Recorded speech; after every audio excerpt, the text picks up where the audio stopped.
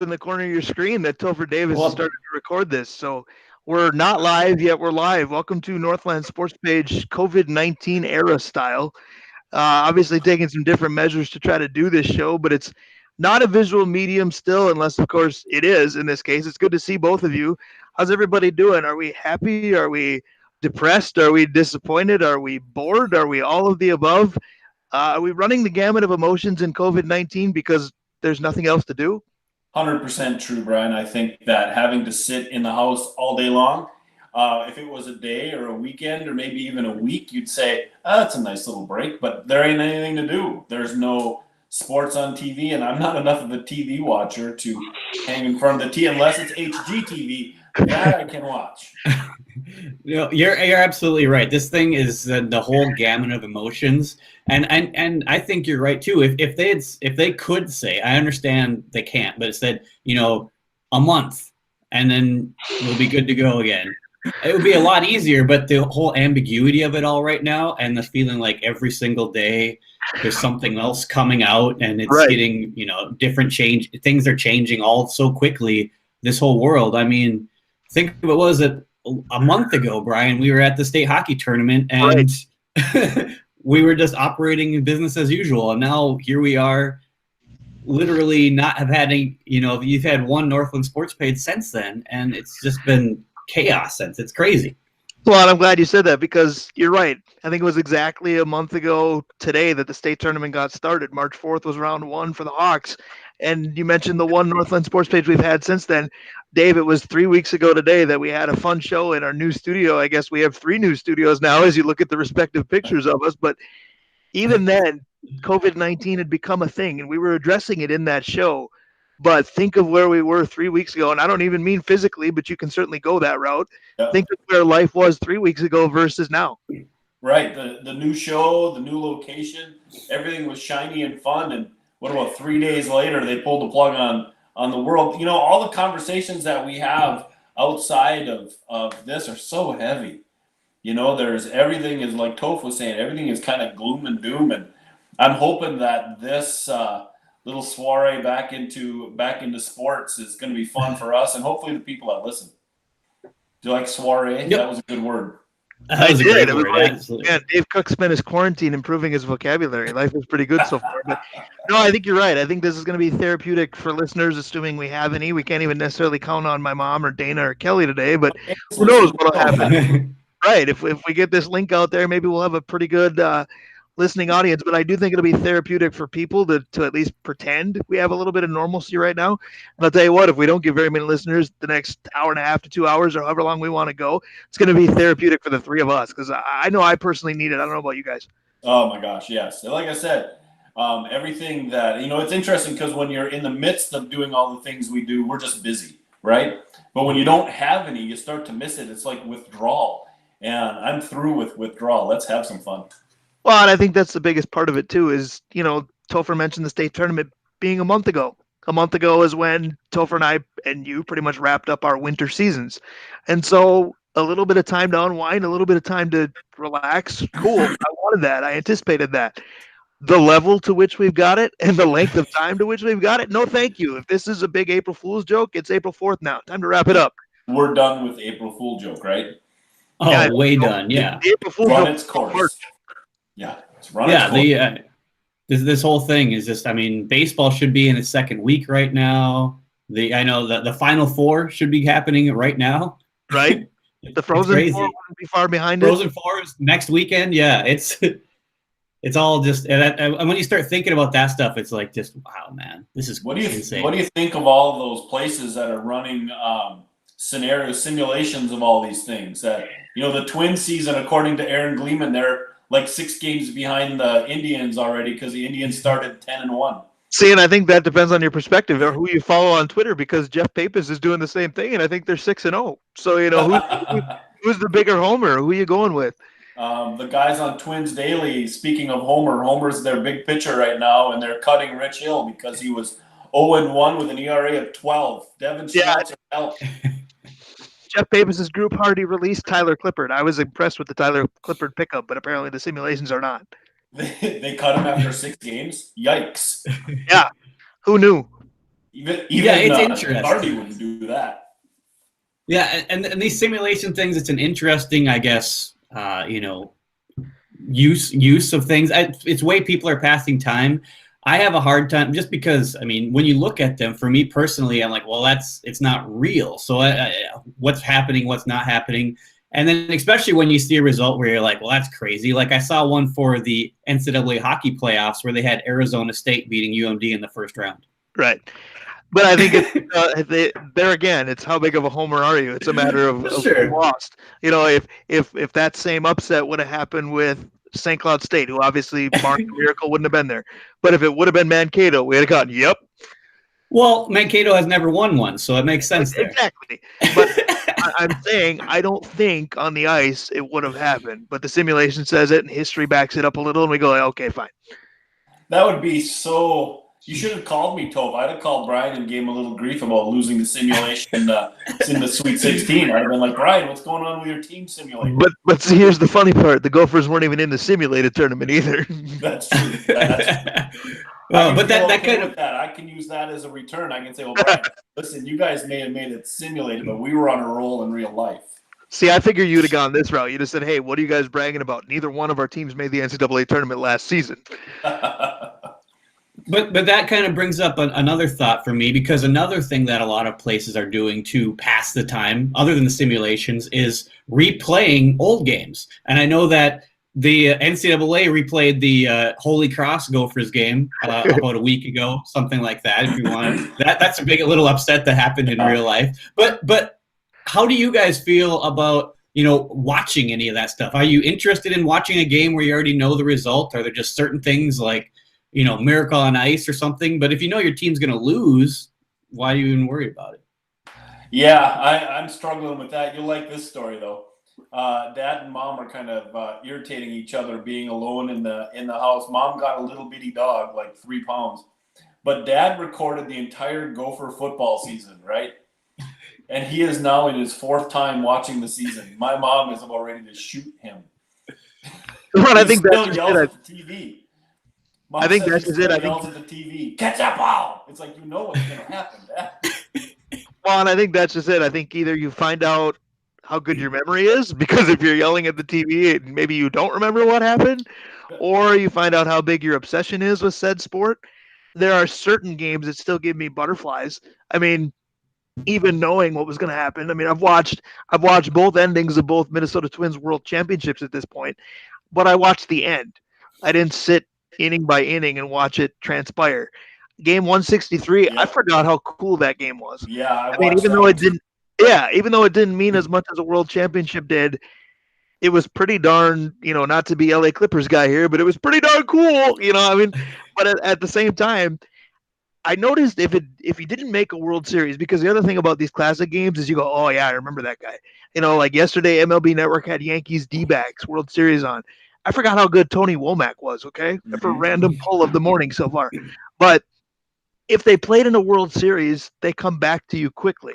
If they didn't, it's a little bit harder, because you're watching game 163 and you're going, Jose Mijares, Jose Morales, Matt Tolbert, Orlando Cabrera. By the way, we all underappreciated Orlando Cabrera. I'm just going to say it right now. How about Gogo going around the bases for that? I forgot how fast he went.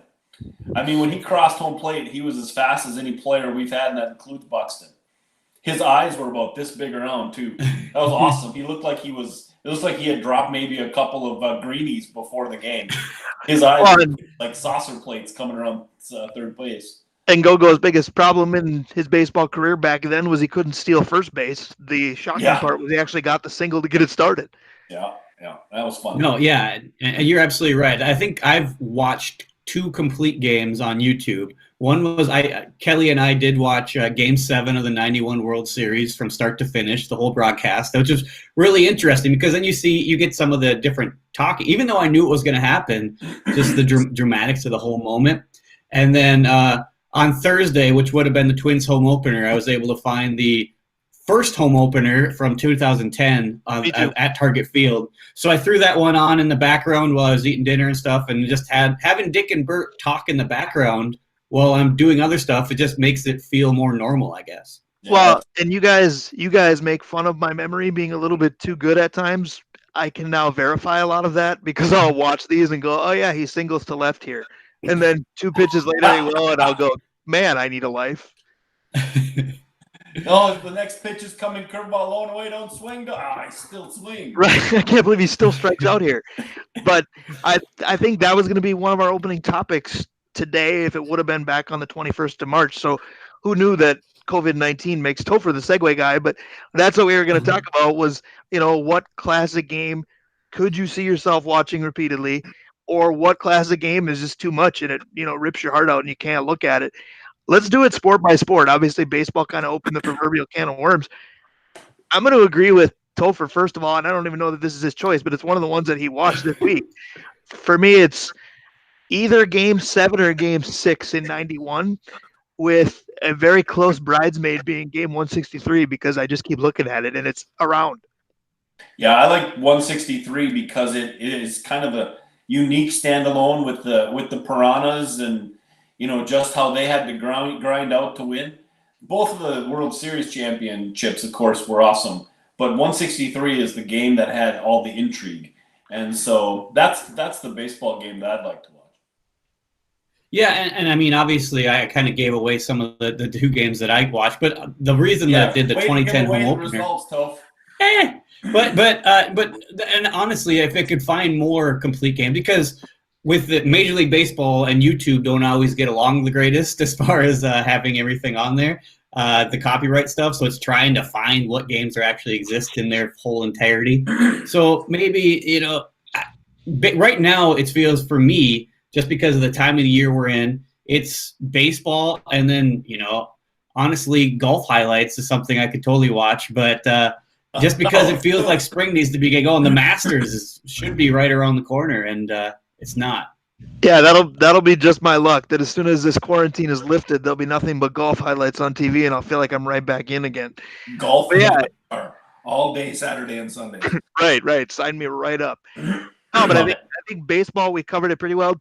Does Game 163 get a little more zest? And this is a weak take, but hear me out. The World Series, Dave said, great, and they were. And they were all or nothing. They're Game 7s. But are they really all or nothing? Because I've never experienced the Twins losing a World Series in my lifetime. If they had, could I have said, well, at least they, won the American League. That's a good thing. Game 163, it would have been like, well, they made a heck of a run and technically didn't even make the playoffs. Does that make Game 163 a little bit cooler? Maybe, but I think the absolute back and forth intrigue of a team that we had that had almost no power, that we were proud of for those times about the Piranhas and get on base and make small plays and small ball. Just watching that, because it's not a thing anymore, right? It's all grip and rip right now. And so to see that, I think that's the cool one. Well, and again, I think the big thing is the names that were household for a couple weeks. Because the guys that were world champions, they become icons. Whether it's Jeff Reardon or whether it's Dan Schatzeder, they were both part of the 87 World Series team, and one is a lot more important than the other. But if you were on that team and you won, people know who you are. Bobby Keppel is simply an answer to a trivia question. He had one major league win, and it is Game 163. The fact that Alexi Casilla, who probably will go down as an underachiever in Twins lore, they had so much hope for him at second base, and it didn't come. But that big moment did, and we remember that. But I guess I want to go a different direction with classic games too, because it's almost really predictable which ones are going to air because they have such legendary status for obvious reasons. Are there other games that stick out for you that maybe weren't postseason or postseason related that you wish could re-air? Because I happened to sneak a peek at FSN last night, and it aired a random Wolves Pacers game from 2000. There was Twitch Sports. I did. Okay. But there was nothing at stake, is what I'm saying. It was a regular season game. Sealy. Yeah, the buzzer beater called bank apparently, and it was considered a classic just because it was a cool win. Did it elevate them in any way into NBA lore? Obviously not. Are there other games that you wish would be aired as often as, say, the Minneapolis Miracle, the World Series, whatever? And I'm not even switching sports. I'm just saying in general. Are there classics that weren't pivotal classics as far as the season goes? The one game that I've watched more than once since the COVID started was Garnett's return game in 2015.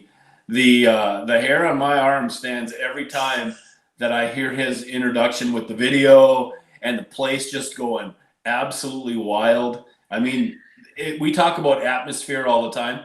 The game was less important than the atmosphere. The atmosphere was awesome. Topher, did you notice that you and I both giggled a little bit at the thought of hair on the arm? But I digress. Go ahead.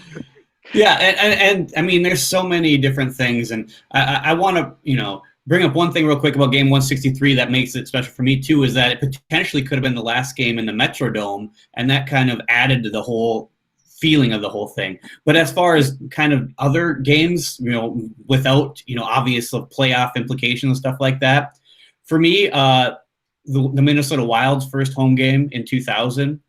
Just having hockey be back and the goosebumps and Neil Broughton saying, let's play hockey, and all that stuff. It's just a whole nother level because, for my life, when the North Stars leaving was such a huge crushing blow for a younger Topher Davis. And then having hockey come back really, that game in particular, the Wild in 2000 weren't a very good hockey team, but they ended up winning that game and it was pretty cool. Another game, Bri, that would be fun to watch because it meant a lot to me was when Favre went down and beat the devil out of Dallas in the first round of the playoffs in 2009, because that was a team that we struggled with. I was there. That was here. That was fun. Hated Cowboys. And, it was one of those things that if we go down there and lay an egg, all the fun stuff for the season is over. And for that team to go down and just destroy Dallas, I was doing a hockey game that day. And every time that there was any kind of lengthy break, it was like in the locker room to see where we're at. I agree with you, except for I'm going to correct you because that game was in Minneapolis because I was there. So I went down from Duluth to watch Favre, basically deuce all over Dallas, which I was fine with. But 6-season ticket holder brag. I was back then, yes. I know, excessive braggy on the season ticket holder status. For sure. Speaking of which, though, segue off both of those, season ticket time for me and Favre. I think of the game the day before Game 163. The reason Game 163 was on a Tuesday, Viking-Packer Monday night, Favre versus Rodgers, Favre in purple. Favre just carves up Green Bay. It was awesome. And the Twins were at that game, sitting in the end zone down on the field. At halftime, they put Joe Nathan's face on the Jumbotron. It was louder then than it was during any of the football plays, any of them. Oh, that's awesome. So what about football? What's the classic game that you enjoy watching? Because unpopular opinion alert, I'm a little sick of the Minneapolis Miracle. Did I watch it the other night? Yes. But did I watch the last 30 seconds? You bet. Yeah, that's the OMG game for me. Right. Because I couldn't watch it. All I found, I'm not watching the game, and all of a sudden I've got the in the padded room text like, oh, yeah, here we go. We're going to lose this up by 20. Da, da, da. And then it was just capital O, capital M, capital G. And my first thought was, oh, shoot, did the stadium break? No, it was the fact that anything else was too long to text. This insert horrible bedroom joke here, but my wife still says, I never thought I'd hear you make noises like that. And I just kind of looked at her like, well, out of context, that's terrible. But seeing that we both know what just happened, you're absolutely correct. Yeah, no, that's the texting game for me. The game that I go back and watch is the 87 win over New Orleans because we were not supposed to win in the playoffs. And that's the Anthony Carter went crazy game, and then he did it the next week against San Francisco.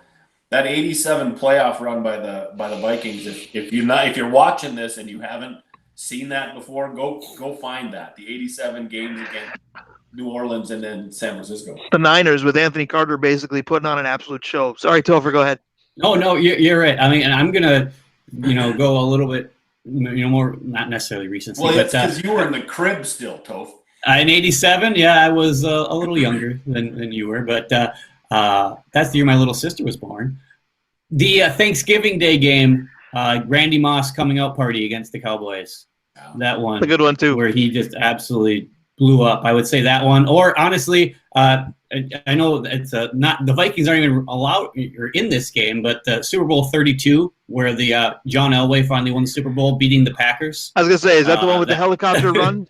That's the helicopter run game. Yeah, I was a big fan of that one. I was a student at Winona State and roomed with several Packer fans and just kind of sat quietly until that moment, and then kind of let them have it a little bit.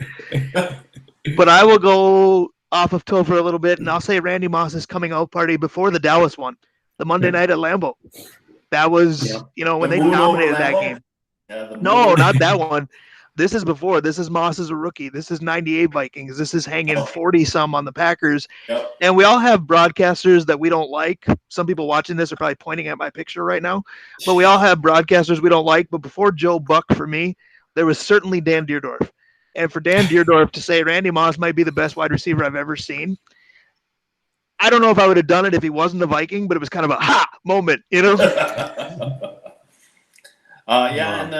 the lateral to Mo is another one that's fun to watch.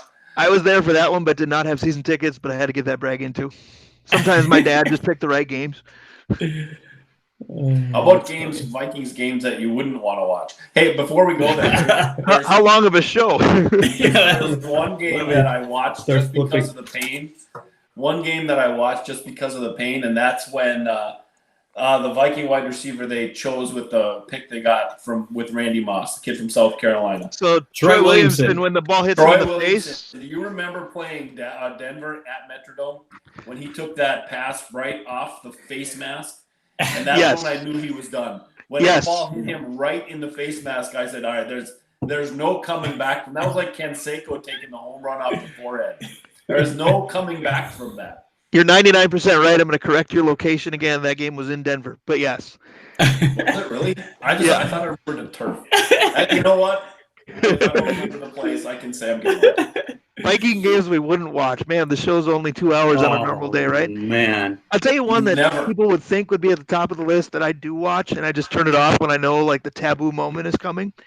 I don't mind watching Vikings Atlanta, the 98 team in the 99 championship, because the rest of that game, when you realize how precision-like that offense was kind of fun to watch. And then when he lines up to kick it, I just go, okay, the game ended in my world. Because it does suck that they made heroes out of Chris Chandler, O.J. Santiago, Jamal Anderson.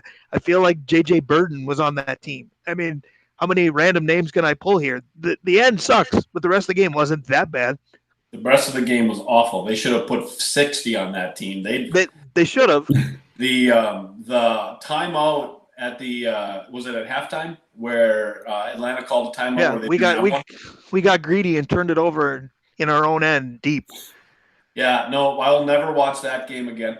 And then, of course, the 2009 championship game is the reason I don't watch Vikings football live, because I ran home to watch the win, right? Because we had the ball with no time left. Turned it on. I kid you not, Favre is rolling out. When I turned it on, I'm seeing Bernard Berrien wide open, and he threw it across his body for the pick. I turned it off, and I've never watched one live since. I'll tell you what, when he threw across every replay, right, but not live. When he threw across his body in that moment, I apparently developed too much trust in Favre because he'd had such a good season. I assumed that he saw something I didn't, and Sidney Rice must be in the middle of the field by himself. And then we all know the end result. Tracy Porter became a household name. Yep. It's amazing. Yeah, that game. It's amazing how well you talked about 98. For the most part, that Viking offense did whatever it wanted on that New Orleans defense, except AP couldn't hold on to the football. And Percy Harvin couldn't hold on to the football, and Favre couldn't stay upright, and Sean Payton got suspended for it. Topher, what about you? What Viking game would you not watch? The 09 one's definitely a very difficult one because just the way it all ended up breaking down. But even going back to the game after the miracle, that NFC Championship game against the Eagles, where it just was a complete dumpster fire. I mean, they took the lead and it was like, all right, let's go, and then all the magic went out the bag, and some guy named Nick Foles ends up rolling all over the Vikings and is like, what just happened here? This isn't how this storybook was supposed to be written. That one for sure. So, Brian, I know Topher won't remember this one because he was like 4. But so 2005? Philadelphia Vikings or 41 Donut? Which one was more depressing? 41 Donut was bad too. I'll say Vikings-Eagles for the point that Topher already made, because the Vikings gave you that tease that this could be the time. I mean, the opening drive was again, precision. It was like clockwork. It was marching up and down the field. It was, man, Case Keenum might have that horseshoe firmly planted, where. Maybe we got just enough to get this done. And even the 3-and-out that the defense got after that was a little bit luck because I think 2 passes were dropped. But again, it was, this stuff doesn't happen for us. This stuff happens against us. Maybe this is the day. And then even when it turned, the Vikings were on the move again. And Keenum threw that lollipop interception that I think got returned for a pick 6 or close to it. And then it was, you guys know how I am when it comes to the Vikings. People think I don't like them. I love them dearly, but I am the definition of tough love. It was, okay, here's a reminder that they're still the Minnesota Vikings. 41 Donut, I still remember it very, very well. This was back in the day where I was very capable of sleeping in, and I think I woke up like minutes before kickoff. And so I watched the first 2 minutes in bed with a small TV in my bedroom, and hadn't even made it out of the bedroom yet. And we were down 14-0, and not a lot of time went by. I realize I'm slow, but not a lot of time went by. So the Vikings gave you no indication that they actually made the trip to the Meadowlands that day. So 41 Donut doesn't depress me. I even think I went to a movie in the third quarter. So yeah, I that 41 Donut game, I do remember that, thinking, how can you lose by that amount with the talent that we had? That was a pretty good football team. Well, and to just, as you say, throw a deuce. I don't know how you do that. You throw a curveball right there. I have no idea. I don't know that I've ever thrown a deuce. I'm not a monkey, but I want to know what the Vikings' issue is with nondescript quarterbacks, because it's Nick Foles, and by the way, the Giants. That was Kerry Collins. He's only somewhat descript thanks to his Penn State days, not his NFL career. His Tennessee, he played for Tennessee for a long time, didn't he? He didn't play well most places. Well, yeah. So I hope Topher doesn't completely sit this one out, and maybe he'll go Western Conference Finals because he was there. But one of those. But what about basketball? What would you watch over and over again? And bear in mind, we've very much localized this, and we should. It's fun, but we don't have to. I mean, Topher brought up the Broncos beating the Packers, which is still local, and it's music to my ears because it's hammering something at the Packers. But if there's a basketball game that didn't involve a team where you had a dog in the fight, but you're like, I'd watch that again. Obviously, there's carte blanche to bring that up too. But Dave, you're more the hoops guy than Topher, which is like being faster than me on foot. But I'll let you start. What would you have for basketball?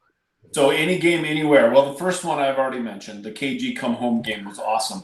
The Fab Five tournament game where Chris Webber calls the timeout when he didn't have one, because that Fab Five team was a blast. And to see them lose that game, I mean, it's Michigan, so I didn't care too much, but it was a pretty cool back and forth game. The Jordan Ewing game way back, and I remember that for more than the game, that in between halftime, Dad and I went, and I finally beat Dad in horse that game, because as a hockey player, that's not a strength, right? And so that game was memorable as well. I'd go back and watch either of those. Yeah, for me, there's so many. Honestly, I used to actually throw NBA when they had the NBA on NBC in the weekends. I would have that on as background noise fairly often in the 90s, and that was Jordan at his heyday. But right. When Jordan comes back and drops 55 on the Knicks when he's making his return, right. that was wearing number 45. That was pretty cool. Yeah, just to see he's back. He's still Michael Jordan. He could probably still play. Let's just say it for what it is. But if I had to go Timberwolves on the bit, I'm going Game 7 against Sacramento, because KG went MVP on the bit. I mean, he was the MVP, but he showed it that night. And you mentioned Chris Webber's, phantom timeout that killed him. Lo and behold, it was Chris Webber that had a buzzer beater, go halfway down and pop back out again, or Chris Webber's legacy changes again. And KG's celebration on the table, Timberwolves and success, present day, is certainly not synonymous, but back then it wasn't either. It was weird to see, again, the Minnesota montage of something good happened to us. It was a fun feeling. But to go further, Timberwolves on the bit, even though they didn't play, I'm going to go to a game that killed this franchise and didn't know it at the time. How about Syracuse, UConn? I think it was 5 or 6 overtimes, and Johnny Flynn became the thing. And Johnny Flynn became a Timberwolf, and many will tell you we've never recovered. But I remember watching that game at a buddy's house and saying 5 times, Okay, I got to get going as soon as this is over. I got to get going as soon as this is over. Okay, seriously, you're going to have to drive me to work, or I got to get going as soon as this is over. So here's the question based on that. If Johnny Flynn doesn't blow his hip out game 6 or whatever it was in his Timberwolves career, how does that change the Timberwolves? Because he lost all of his explosion with the injury, but when he came in, he still had pretty good hops. See, I don't remember Johnny Flynn doing a ton, although, he had the ability to score. I I think what it would do, and this is again not the strongest take in the world, but it's a difficult hypothetical. I think what it would do is maybe lessen some of the animosity with the Curry Flynn comparison. I mean, Steph Curry, we're going to assume, was still going to be better than Johnny Flynn Yep. would have been. Right. But instead of becoming, Sam Bowie versus Michael Jordan, does it maybe become, Randy Foye versus Brandon Roy, where it was fairly, or Ray Allen versus Steph Marbury, where it was at least close at the time? Yeah, that's a question. I have a question for you guys. So, game 163 between the Denver Nuggets and the Jimmy Butler-led Timberwolves. That feels like a lot of basketball games. That feels like a lot of basketball games. Does that do anything for you, that game? Because you know my feeling on Jimmy Butler, but it was still a pretty cool game. It was, and I think it was the reason that I hope people realize the value of Taj Gibson, because you can talk about Jimmy all you want, but for me, Jimmy whined about not having enough support and that the kids weren't ready to play, and maybe they weren't. But another veteran with him was Taj Gibson, and for me, Taj Gibson was mammoth that game. Yeah, and again, just go ahead. It was just very Minnesotan. Something good happened to us. That was going to be my closing line again. Well, yeah, and just the whole it had been so long since the Timberwolves had even sniffed the playoffs, and being able to just the reason Jimmy Butler came was to get the team back there. He had that big press conference at the Mall of America, giving out his cell phone number, and it was all building up to getting that team to take that next step. And they, even if it was squeaking in as an 8 seed, they were able to do that, and I think that made that game a big deal. That season would have been a big disappointment if they don't make that first round. Yeah. So if we went the opposite end of the spectrum that we have with the Vikes, if we go Timberwolves games that we wouldn't watch, do we just basically say like the last 4 out of the last 5 seasons, 9 out of the last 10? I mean, you could wrap that up very. There was a game this year where they played Atlanta and just no-showed. Those games are way too few there's way too many of them to really pick a game that you sit down and watch and say, these guys aren't watchable. I mean, I texted you guys last year, I'd sit down to watch a Timberwolves game, turn it off 6 or 7 minutes in because it was like they'd never played the game before. It was just terrible. So to pick 1 or 2 games that you couldn't watch, yikes. Well, I think that's the problem. I think the 3 of us are different animals in that regard that will give it a chance. I think there's a growing percentage of the state that's going, Timberwolves games you won't watch, just show me their schedule. I mean, that's what's happening. Yeah, I agree. Well, yeah, and it's on them to get to change that perception about them. To show me something. So let's let Topher have his heyday because he survived the basketball topic. What about hockey? And again, open it up to all games, all levels, which could, take the next 90 minutes itself. But hockey game that you can bring yourself to watch whenever. 2011 National Championship game. Kyle Schmidt.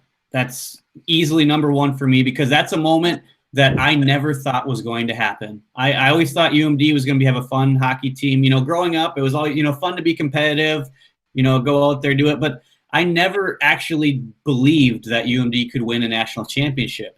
And when it actually happened, it still just gives me, like, I get goosebumps thinking about it. And it just was a childhood dream come true as an adult when they did it. And it brought me back to every UMD game I ever went to. And the other 2 since then, obviously, icing on the cake, they were great, but 2011 is it for me, and in such dramatic fashion as well. Yeah, that makes sense, Toph. My affinity for UMD hockey, but that is one game that I want them to win every time, and I have rewatched that game.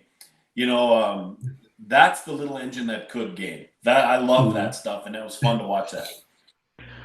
I have to give a little bit of kudos to that 2011 game also because I had to rewatch it because I never watched the second of it as it happened. I know you guys will be less than stunned about this, but that was also opening weekend for the 2011 Twins, and I was at every game of that series. and I was in the front row of the dugout box behind first. And I actually sat next to Brian Setzer that night, the musical icon that is Brian Oh, the Setzer. Stray Cats guy. Absolutely. And I'll tell you a story about that.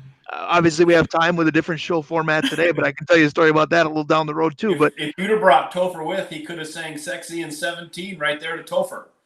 I think he was 17 in 2011, wasn't he? But anyway, no. But anyway, like it's bad to be young around Dave and I. I'd right. cherish that if I were you. Or hard to be young around me. Right. But at any rate, I have to rewatch that game so I can see it because I spent most of that night staring at the right field scoreboard at Target Field because they had Michigan and UMD down in the bottom corner. And, I was with a group from Duluth. And so we would randomly cheer no matter what was going on in the baseball game. Like Tommy pinch hit in a 1-run game and strikes out, but UMD scores at the same time. And I'm going crazy, Yeah, for sure. I was in my last year of law school in California in 2011, and went to a bar, made some of my law school friends go with me. They didn't really care much about hockey, especially UMD, but I was like, we're going to watch this game. And I made the place put it up on the big screen above the bar. And so that game was going on. Other people were, but I was locked in. And when Kyle Schmidt scored that goal, I legit was running laps around the whole place. It was such a cool experience. It was awesome. Brian, there's two things about that story that really ring true. What, the Tophers at a bar? Well, that's the third one. Okay. In California, running around the bar is probably an expectation. And two, who knew that Topher was really Doogie Howser? Because that's not all that long ago. I don't know how the 10-year-old Topher Davis got into a bar to start with, but it shows the level of intelligence that Topher Davis has. That when he graduated from law school, he was like, it was fifth grade and law school all at the same time. That's awesome. All right, so we've given 2011 men's hockey title a lot of love. Dave, what about a game that you would watch over and over again? Which Gopher championship is it, or is it a pro game, or what is it? I hadn't thought of college before we started talking, but the overtime national championship game way back for the Gophers was at 0-2. Is that Adam Hauser time? That game I've watched. Yeah, the overtime game against Maine, right? I've watched that game over and over again. The Wild. It's tough because, like Topher said, when the North Stars left, he was just kind of getting into the fandom. So when they left, it was a heartbreak. Okay. But when the Wild came back, it was still a big deal. When the North Stars left, I kind of just did this with pro hockey. I was like, I'm done until probably the game against Colorado where Nina Ryder scores. That's when I really got re-engaged, hardcore re-engaged. So my hockey stuff's going to be mainly college and then some high school stuff, some state tournament games. Well, the Dano Jocks went wild on St. Thomas in the high school tournament game. I'll rewatch that. And the game I'll never rewatch is the game after that when the best team in the state lost to Hermantown. What do you say? I mean, there's no arguing those two things. One, they lost, and two, they were the best team in the state that year, Marshall was. So I'm completely guilty of doing the bird dance that day too, or the hawk dance, whatever the heck they call it. Something about public versus private. I just wanted the Hawks to win that day. But I'm a little bit like you, where my pro hockey following diminished itself a little bit when the North Stars vacated. But I will give the North Stars a little bit of love. I would personally watch any of the playoff series before Pittsburgh beat them in the Stanley Cup Finals. Yeah. When they ousted the Wayne Gretzky-led squad in Edmonton, I'd watch any of those again. The Wild, I'll back up. You got re-engaged when it was Nino beating Colorado. I'll tell you this, the only time in my life that I've spilled a Captain Morgan and Coke and never got upset was when Bruno ended Patrick Waugh's career. That whole series I'll rewatch because, again, like I said with Dan Deerdorf with football, I'm not big into they don't give Minnesota enough credit. That doesn't bother me. PA says the cornfield stuff, and I get it. We're not major market in a lot of sports unless it's the WNBA. The Lynx are the gold standard. Otherwise, we're kind of an also-ran. That doesn't totally bother me. But the way that the announcers counted the Wild out of that series, it's just this plucky bunch that Jacques Lemaire has believing in themselves just enough to watch their jaws drop as it went was pretty fun. Yeah, I like I said, I re-engaged hardcore, but that was a fun game as well. The game that's frustrating that I really struggle to watch with the Wild is the round 1 game against the Blues when the Blues Wild were obviously the better game. They put 50 shots on goal and they just couldn't score. That's the type of game that is just gut-wrenching. Right. And if I went high school, I actually wouldn't watch. Well, I would, but I wouldn't choose first Spihar's penalty shot to beat Moorhead. I'd back up that tournament 2 games because, again, I like announcers thinking one thing and witnessing the other. When the Jaguars' run was just a given, and Dave Spihar's hat trick helped run over Bloomington Jefferson in '95, that was pretty cool for me. I wasn't there because I was a basketball manager that couldn't go because we had our own playoffs. But to watch your friends do that, pretty neat. Yeah, that I remember that tournament too. I was in St. Cloud and pulling for Duluth East at that point because I was sick and tired of all the city's teams. And to watch that run, that was pretty cool. But then I could go the opposite side of the coin for the bad stuff too, because pick and East lost down to the state tournament. Pick the Apple Valley game. Pick the 1-0 Edina lost when they were undefeated my entire senior year except for the state championship. Pick the state championship that Topher and I called 2 years ago. Although that wasn't really gut-wrenching. They just got outplayed. I would actually go the Lakeville South game. East put Lakeville South on the map when they beat Randolph Toninato and Trevor Olson. That was supposed to be, running time. Instead, they got beat. East Prairie goal with no time left. I was there for that one too. That was, you think I didn't like Kyle Rao as a Gopher? It went back further than that. Yeah, my buddy John Erickson is an old East hockey player way back in the day, and I was watching that with him and to see the absolute anguish when that puck trickled in. That's a big part of that game for me. Well, for sure, yeah. Well, a good one for me, you're going and getting into the high school a little bit. Obviously, 2007, Hermantown beating Duluth Marshall, getting their first state championship was something pretty special. And it was cool to see, 2 Duluth area teams in the state championship game. Yeah, that's pretty neat to see. But then when Dylan Sandberg had to score the second time to beat Monticello, when Hermantown had to beat Monticello twice in overtime, essentially, to win that one, that was a fun, crazy game. And it was a lot of fun to be at that one as well. Yeah, that was Hermantown's had a lot of fun state tournament games, and and I had the fortune to public address Marshall versus East Grand Forks, and I remember after that game saying, if they get into the state tournament, East Grand Forks is going to be tough because they had 4 guys that went and played Division I. They got one that's in the NHL right now. That team was dynamite, and that game, the championship game, Hermantown East Grand Forks, that's one of those that if they went back and played best of state tournament games, that's on that top 10 or however many they'd play. Yeah, that was a good one, but a little harder. Yeah, that's a hard one. The game was good. The outcome the game was good. The outcome was hard. Yes, but yes, it was a very good game and tons of talent, Division I talent on both sides. Yep, that was one of those games. Yes. Well, that's the other thing the neighbor just started his truck and ran over the curbs.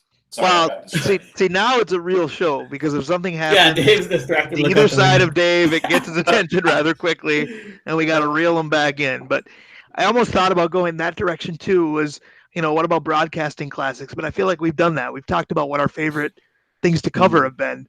But would you like to rehear them? I mean, I'm Captain Vane over here. I like to rehear them to make sure I didn't totally suck. But what broadcast experience, because there's been a lot of classic broadcast re-aired, and if you're the play-by-play guy going, man, I remember that moment, I remember what I was thinking, I remember disbelief of what just happened. Do we have broadcasting moments that we wouldn't mind hearing again? I know I have ones that I wouldn't want to hear again. I know when Hermantown beat Greenway in overtime a few years back, I had already christened them the section champions when the weirdest deflection in the world tied the game for Greenway with like 0.1 on the clock. A lot of people who maybe don't like Hermantown like this year's state championship game. I don't know that I want to rehear that one. I think I want to hear the tying goal because I know Topher and I went nuts. But, are there moments that you'd like to rehear again that you've done? All right, Toph, you want to go first? You want me to go first?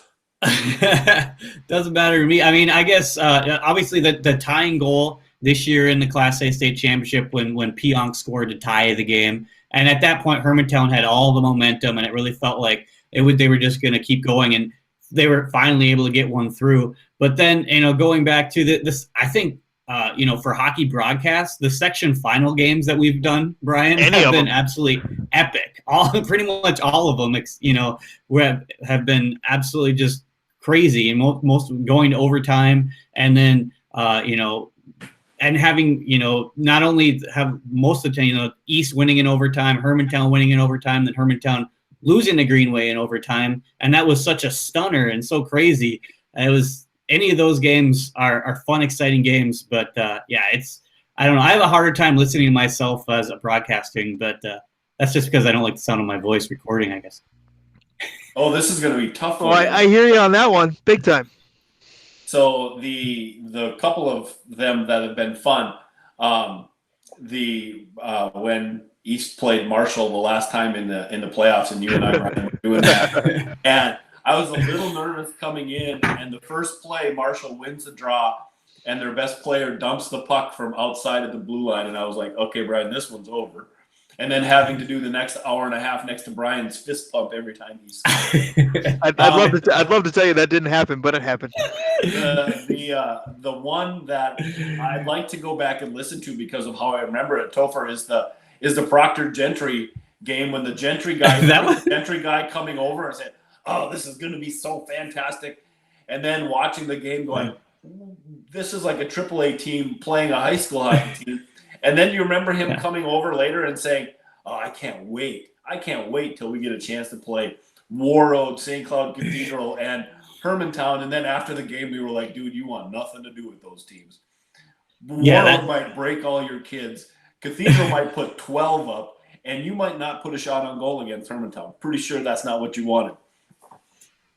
Yeah, that was a fun game to call, though, because we both came into that with so many questions about what is Gentry Academy, what do they got going on here? This is such a new, crazy thing, and you and I both have been entrenched in the high school hockey world for such a long time that having a new kid on the block is not something that happens very often, and they're not only just new to the hockey world, they're new to the whole school world, and that's just it was weird. We were looking up their school website, not their sports website, their school website before the game. And then when the first line said hockey school, we both started to laugh. It's like, well, at least you're honest. You're not telling us you're Harvard. You're saying, hey, this is what we are. This is what we do. And then to have, those team of 10th graders who are all about as big around as your arm go up against their play in the defensive zone was as bad as you. I mean, they stood around and watched and lean on their stick while Proctor was putting shots on goal. And the minute they went into their offensive zone, though, it was like watching a machine. That's the most dichotomous team I've ever seen. And to be able to have announced that game with you, I'd like to go back and see that. That was fun. I think I'd like to go back in. No, I'm good. No, I honestly, I think I'd like to see any of them and then have it synced up with our broadcast, because for me, it's not even necessarily the plays or the wins. I mean, Topher covered all of it. The section finals can't be beat. I mean, even this year's was 1-0 going into the third. It got away from Denfeld, obviously, but even this year's, it was like, man, we're headed for another one of these type of games. But I'd like to hear any of them synced up with the broadcast, because then I would remember the kind of inner workings of a radio broadcast that, again, because normally it's not a visual medium, people don't see. Because, I think of a game that Topher and I did. It was East Grand Rapids, and it was the bottom half, the nightcap, if you will, of a doubleheader. And we're listening to the public address announcer do the lineups just to see if we can get the pronunciations, because we didn't have time to track anybody down because it was, about to start a second game. We just got done doing the first one. And it wasn't so much that, we lean on the PA guy, unless, of course, it's Dave Cook for the pronunciations, but we were just listening to say, okay, we're going to match this guy. Whatever he says, we're going to go with, so at least they sync up. Well, he said, number 8, John Smith, and number 8 was Scott Anderson on our program, and we're going, oh, we're in trouble here. And no sooner did we realize that whoever printed those programs that night for whenever the game was supposed to be was entirely incorrect. So that's when you sit there and say, well, it's radio. Nobody has to know but us. But we don't even know what names to make up, because it's not, if they would have screwed up East, big deal, because I know them top to bottom. I take the program, I fold it in half, and I focus on the opponent. Grand Rapids, man, we would call it a certain way and go, okay, we're going with this. But then if the public address announcer announced the goal and he had 3 completely different names, it's like, well, hope nobody heard that. And then, just the moments where, you guys know where I can't see in certain arenas. And maybe I see 1 out of 2 numbers on somebody's jersey and I go with who I think it is. And then 2 seconds later, they come out of that corner and I can see that maybe I was wrong. And it quickly becomes who it actually is. And, when Joey Pierce and Drew Sams morph into one another quickly or somebody else that has close numbers, we catch it. We look at each other and smirk or giggle, but the broadcast goes on. So for me, that would be entertaining. Or the one time that I was trying to be really, really descriptive on a great slap shot, and I don't know why, but the term rocket ship came out of my mouth. And I looked at Topher and went, what did I just say? And that was the section final this year. Right. And I know that there's been a couple moments where, Topher has said things as a color commentator and finished his thoughts and looked at me and went, I hope you had enough time to breathe or take a drink there because there was no point to what I just said. The first time I did a broadcast with Brian from Heritage, and you guys had talked about how, people get in the way and you can't see in the far left corner the way it's set up, or the near left corner. And so I'm doing the game, and all of a sudden I see the TV guys or the managers from the teams leaning around to take the video. And on the radio, I said, "Well, that'd be really great if those guys would move out of our way so we could actually see."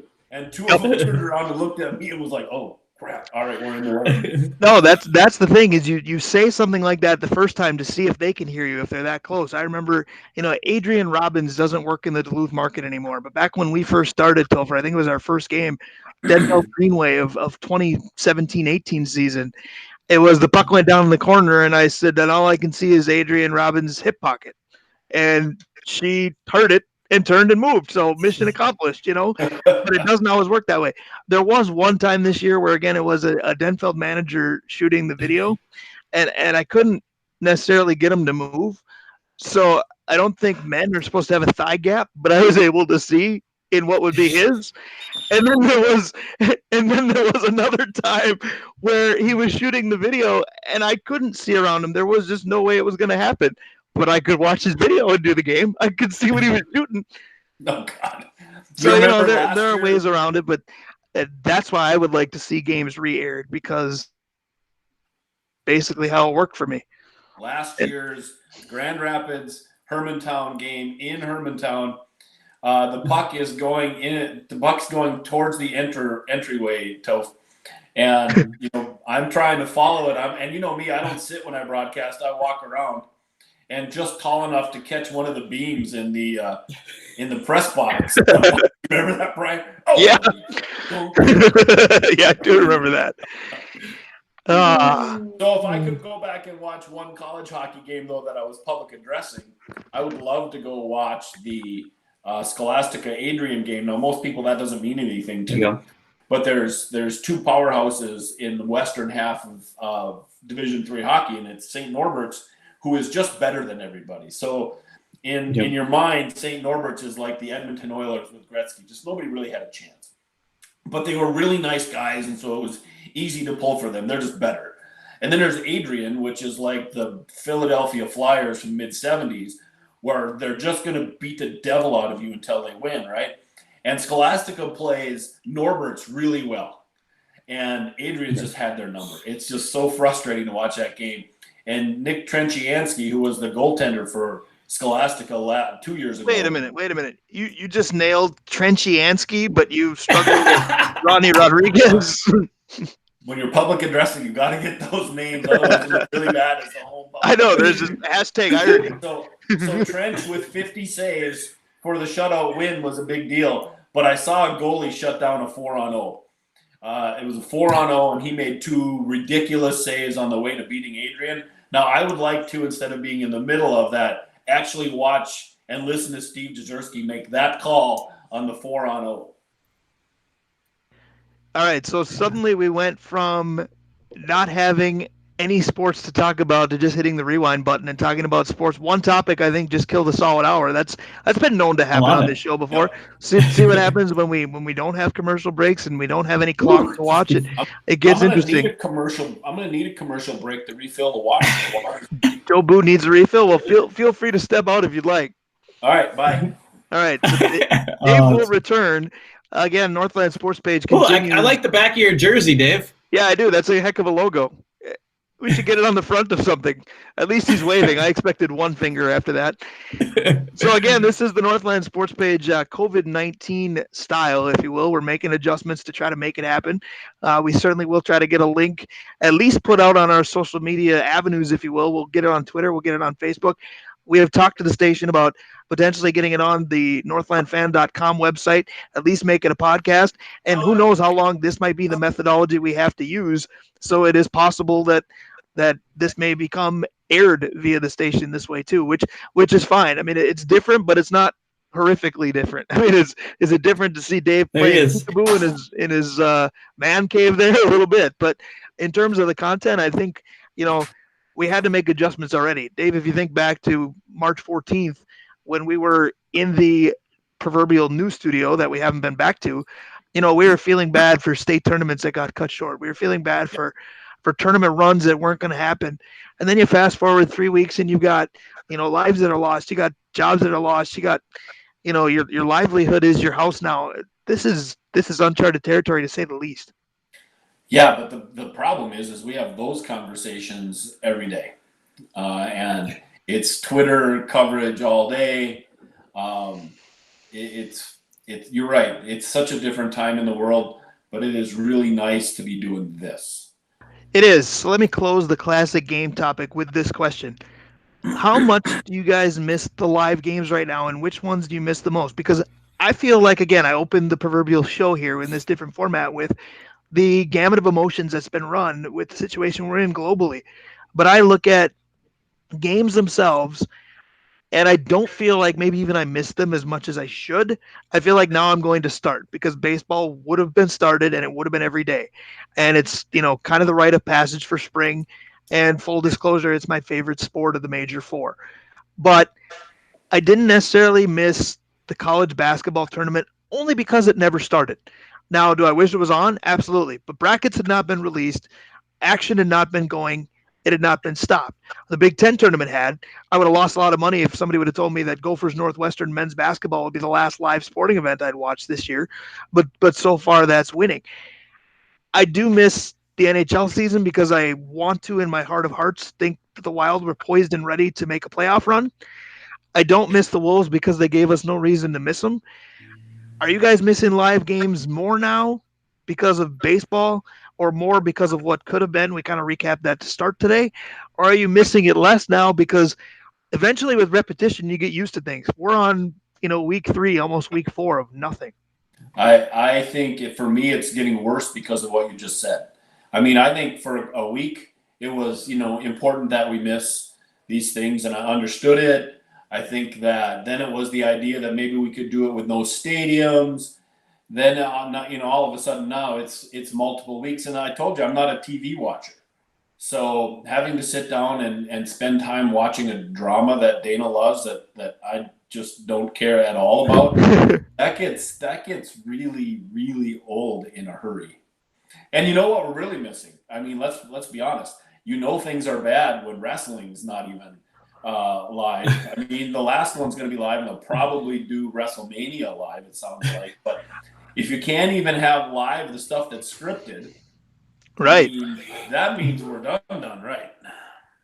Right, yeah. And for me, you're right. It feels like I kind of agree with you that the longer we get into this, the more we miss it. And now that we're missing baseball games, you're right. Because even as I was doing other stuff, if I'm, working on something later at night on my computer at home, something for work, I would have a baseball game on in the background. I always just throw something on just because it's always there. And that's something I was interested in watching, even if I wasn't locked in on every single pitch.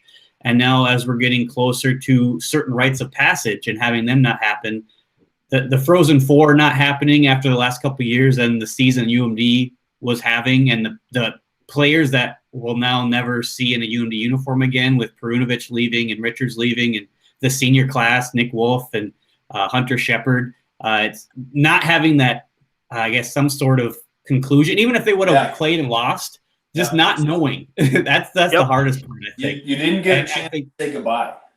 I mean, exactly. It's like, and this is going to be way more serious than I want it to be.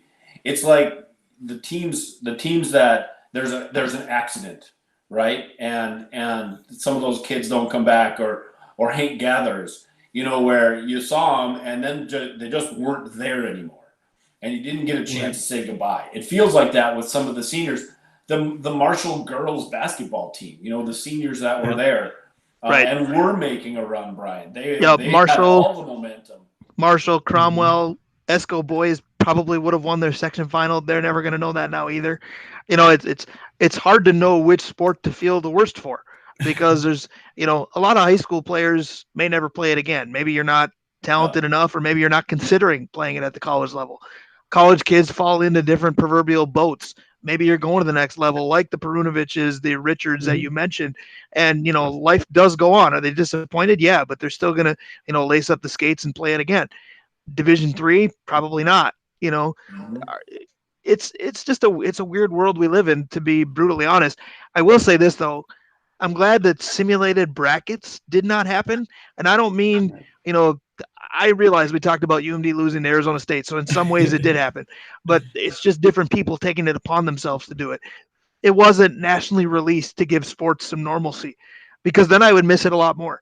I would miss, March Madness if I was thinking that Duke and Kentucky were going to meet in an Elite Eight that never happened, because the brackets could have worked out that way.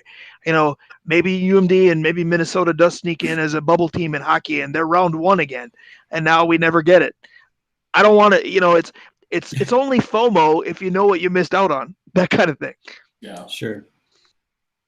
No, you're right. And I know you're going to roll your eyes about the Masters supposed to be happening. And then now as the seasons start to get warmer and just not knowing, with baseball season, not knowing if it's even going to be able to be played. And then now they're talking about how it might affect football. I know that we've got the draft to look forward here coming up, but it's still going to be different because they're not going to have the players there, no big crowds and stuff like that. So it's just going to be weird.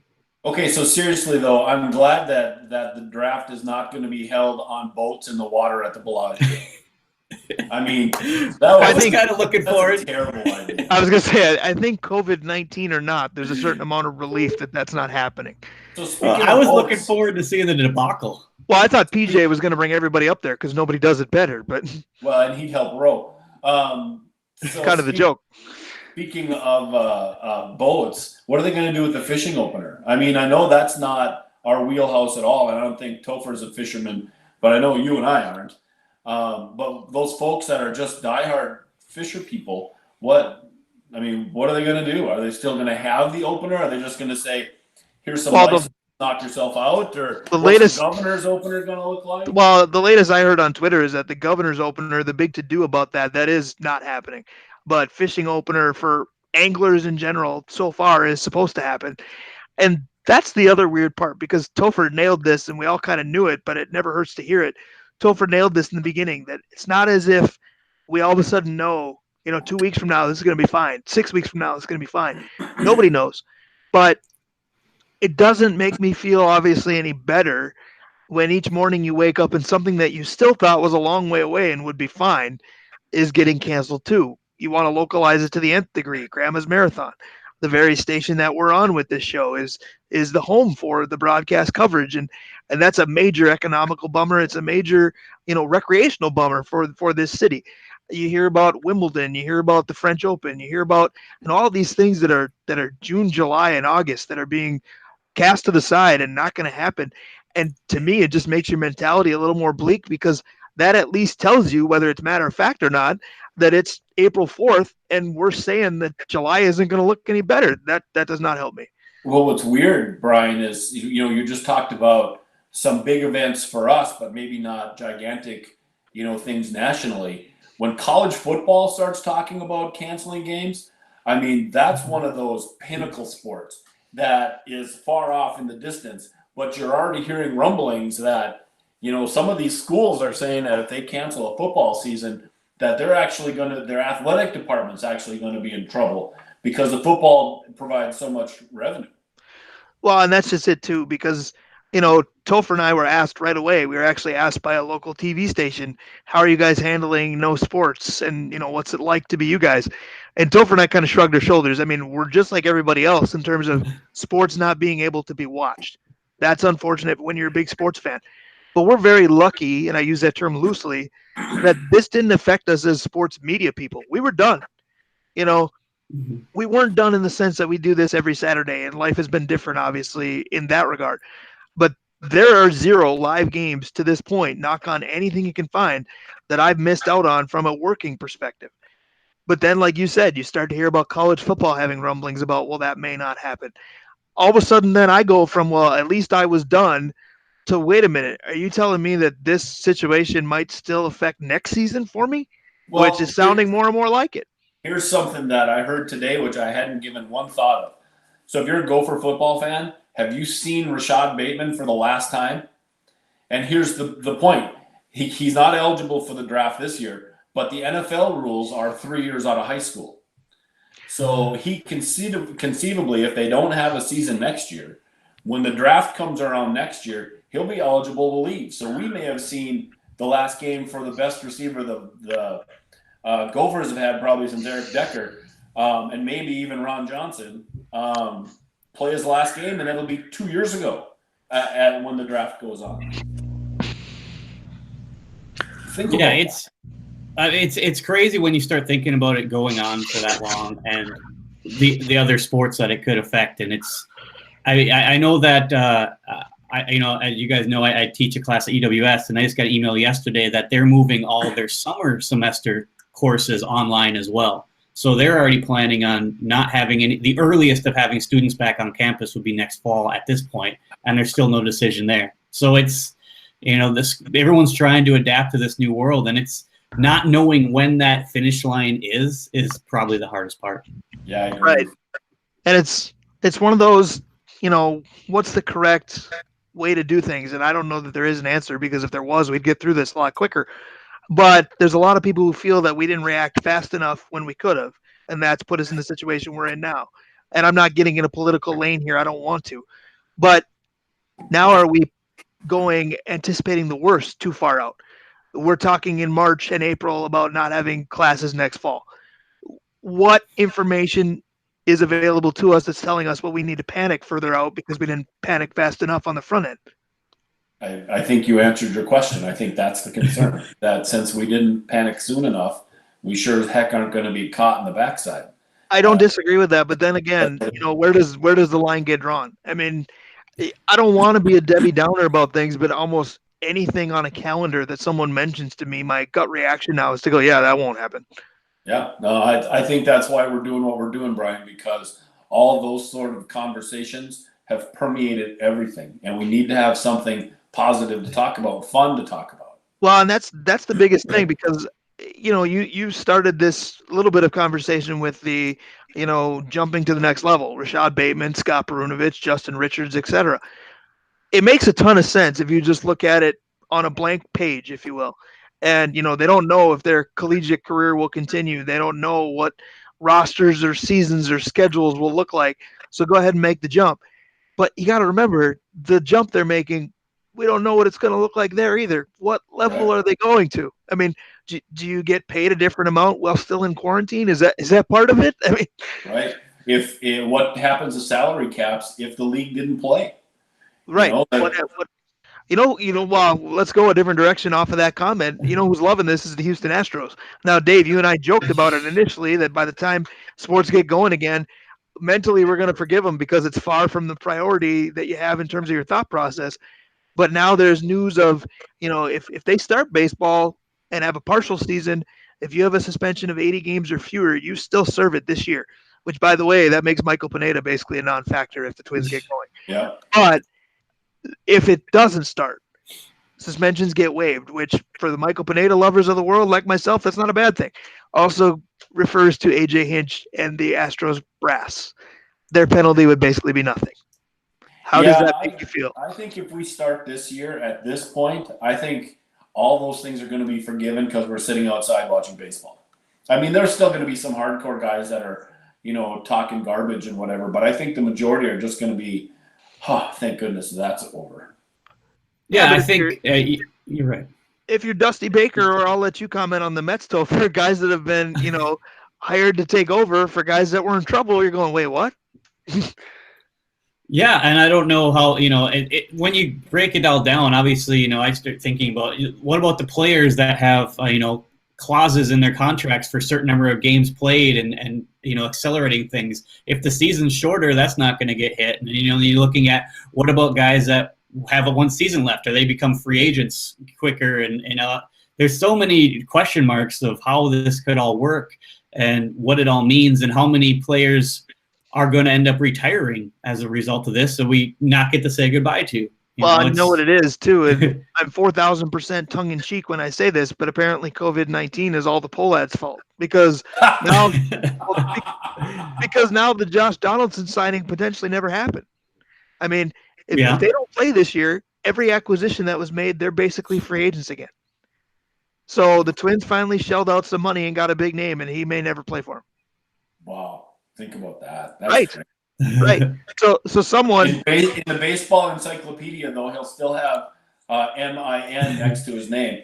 Yes, but his Wikipedia page will be very detailed as to what happened. Yeah. But some twitty out there is going to claim that Pollad, Falvey, and Levine knew this all along, and they just taunted us with the whole deal. That's terrible, but you're right. I apologize, but I think sometimes we have to go way out in left field to get a laugh out of this because let's just call a spade a spade. This sucks. This is fun right now. This, by the way, this is the most fun I think we've been recording for about an hour and a half, Topher. And I know I've been on the Google Hangout. Kudos to Google Hangout for letting us have this happen. I know I've been on this for close to 2 hours. Love my wife 400%, but this is probably the most fun 2 hours I've had in a long time. Yeah, I went out to get the water, and Dana said, "What are you doing? Get back in there." And I tell her I was getting a glass of water. Well, and I think you can hear the energy level within us change. It's just this is not our normal show. We are not together per se, but this is close. And I'm reminded of Eddie Murphy when he has his stand-up comedy bit on world hunger. And he says, your expectations change when you haven't had anything for a long time, where all of a sudden a saltine cracker might as well be filet mignon because you haven't had anything. I mean, I've not left my house since NSP on 314. I'm still in my house, but this is fun. Yeah, this is. So let's get back to the toy chest. Isn't that what your guys on the toy department? Yeah. Here's what I wanted to ask you guys today, and it's something that people have been talking about. If hockey and basketball come back, do you come back with a half a season, or do you do one of these tournament things they've been talking about to end the season? Because the tournament, I mean, you could conceivably, if you were to find a location in the country that didn't have too much COVID, you could bring those teams there and have, like a really cool tournament. I mean, how do you think they're coming back? How do I think they're coming back, or what do I think they should do? Either or. Go ahead. Well, because for starters, I don't think they're coming back. I think it's too late in the game, and I think you've seen too many cancellations that are well beyond what even their season would be that it won't come back. Here's what I would do if I could. I think what you would do is you would take 1 week and make it the remaining regular season and make it so everyone has played the same amount of games, whether that's 70, 75, what have you, especially in the NHL because it's points. And, the Wild are going to finish 2 points out, but they played 2 fewer games than Calgary. None of that's factual, but you know what I'm getting at. Yep. So I would take a week, and I would schedule teams accordingly to hit a benchmark number of games. So they all played the same, and then you have your playoff entrance that way. Sure, you can gripe and say, well, if we played the full 82, we would have made a run. Well, think what you want, but at least you got to play the same amount. Not unlike when the NBA had a lockout and they played 50 one year instead of 82. Same type of thing. And then you play your playoffs as close to normal as you can. Close because maybe you can't do best of 7 every round because it's going to go forever because you got a late start. But maybe you go back to the old NBA way where round 1 was the best of 5 and you're out of there relatively quickly. Yeah. Best of 3 if you have to. But I would make it so everybody played the same amount of games. So there's no gripe that way. And then just do it as you would have. Do you think that the networks and the TV money is going to have any pull on this, though? You think they're going to say, listen, we need live programming, so I don't care how you do it, but figure it out? I think so. I could see the TVs having a big role in that just because they're starving to get some sort of live action. And those first few games are going to have huge ratings because people are are dying to have something else to distract them from what's going on and to get something going. Do I think it's going to happen? I don't know. The idea of, expanding a playoff field and doing a tournament thing, kind of like you were talking about, Dave, is kind of intriguing, just because it kind of brings a whole nother aspect in it, to have some way to award a championship trophy. Do you make it like everyone in the league gets in, but then how do you figure out also like draft pick stuff or for the lottery stuff? Who's the teams at the bottom and stuff like that? How do you figure that out as well? So I like that where Brian's idea of having each team play the same amount of games in the season is makes the most sense as well. Yeah. Well, and I think that's the thing, and that's you opened up Pandora's box there, Topher, because everybody's going to think about how COVID-19 ruined the 1920 season, 2019-2020 season. It did, but it could potentially ruin so many down the road, and I don't even mean because we continue to postpone, because they're talking about next fall we might not be ready to go. Even if we are, we don't know how to draft, we don't know how to sign players, we don't know how to do an off season. We're talking about personally, people might not financially recover with the economy the way it is for years down the road. Sports might not know how to function. You're going to have some real genius minds about, well, let's adjust this and let's do it this way and let's do it this way. Because whether you're a pro league, whether you're the NCAA, whether you're a state high school league, you're not sure what to do right now. It really gives you the opportunity, if there's some things in your sport you don't like, to hit a reset button. Maybe there's some changes that, for years they've been talking about, instead of doing a ton of extra innings, you put a ghost runner in at some point and you do that. Maybe that's something that baseball reconsiders, or, who knows what, football could expand the field like they used to, or have a 60-person roster instead. There's all kinds of things that you could do to make this, it's just your chance at a reset, I guess is what I'm saying. One thing I do like, and not just because I think it'd be hilarious to see the Wolves get absolutely annihilated by the Bucks or Lakers or somebody if you put everybody in the league in the tournament for the NBA, but they almost should do it. Because if you think of every other pro league, the collegiate playoff and the pro playoffs mirror each other at least a little. Now, I know there's an NCAA tournament in hockey, and the NHL doesn't have a one and done like that. But conference playoffs start with series in hockey, and the NHL does series. College baseball and college football, pretty similar to how baseball and football on the pro level do their playoffs. NBA and college basketball are the ones that are polar opposites. Let's go ahead and play it. We'll call it May Madness instead of March at that point.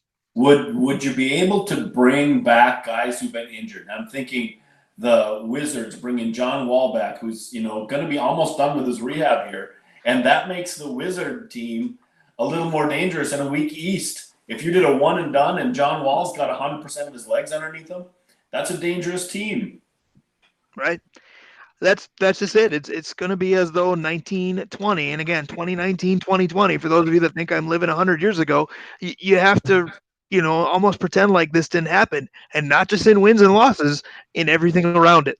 God, an NBA tournament like that would be a blast. Well, it would be fun. I think all you need to know is, from what I've heard and seen and read on social media outlets last night, there were quite a few people watching NBA players play NBA 2K20 against each other last night. So there's enough of an audience starving for something. So find a place 100%. that the COVID isn't quite as rampant, and because you don't need people in the gym anyway, right?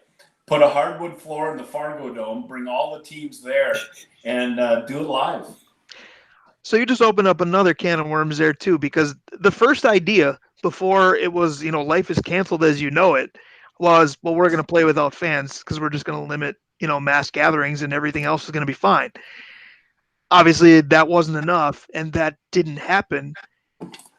I don't know that I would ever want that to happen, because all of the things that we think we know in sports, again, would be kind of moot. Home field, home court, home ice advantage would mean very little. Is it really an upset? I get that skill levels are different on paper, but is it really an upset if you didn't have anybody in your ear as things were happening? If it's a home game for the team that's pulling the upset, the crowd often wills them to that upset. If you had an upset in the making and then all of a sudden the team that was supposed to win came back, it can be their crowd that got it done. I mean, we talk about all these classic broadcasts. Picture Kirk Gibson's home run in '88 in Game 1. in front of nobody. Picture Kirby's walk-off in Game 6 in front of nobody. I like watching practices. I like watching scrimmages because I like sports. But I also know how not to care because it's there's no noise, there's no intensity, and I just don't think the game could have succeeded that way. Well, but you look at like the Las Vegas Summer League in the NBA. I mean, those games are hardcore, and there's hardly anybody in the stands. Or spring training is the same way. You're feeding my point. The reason that those games are okay, it's something, is because it's not very intense. I mean, I love the X and I love the state hockey tournament because Minnesota fills it and it's loud. And Topher, you and I are far enough away where it's not deafening, but you still hear a lot of things. But there are other state tournaments that get played at the big pro venues, and there's 1/20th of the capacity there, and you're going, the atmosphere is zero here.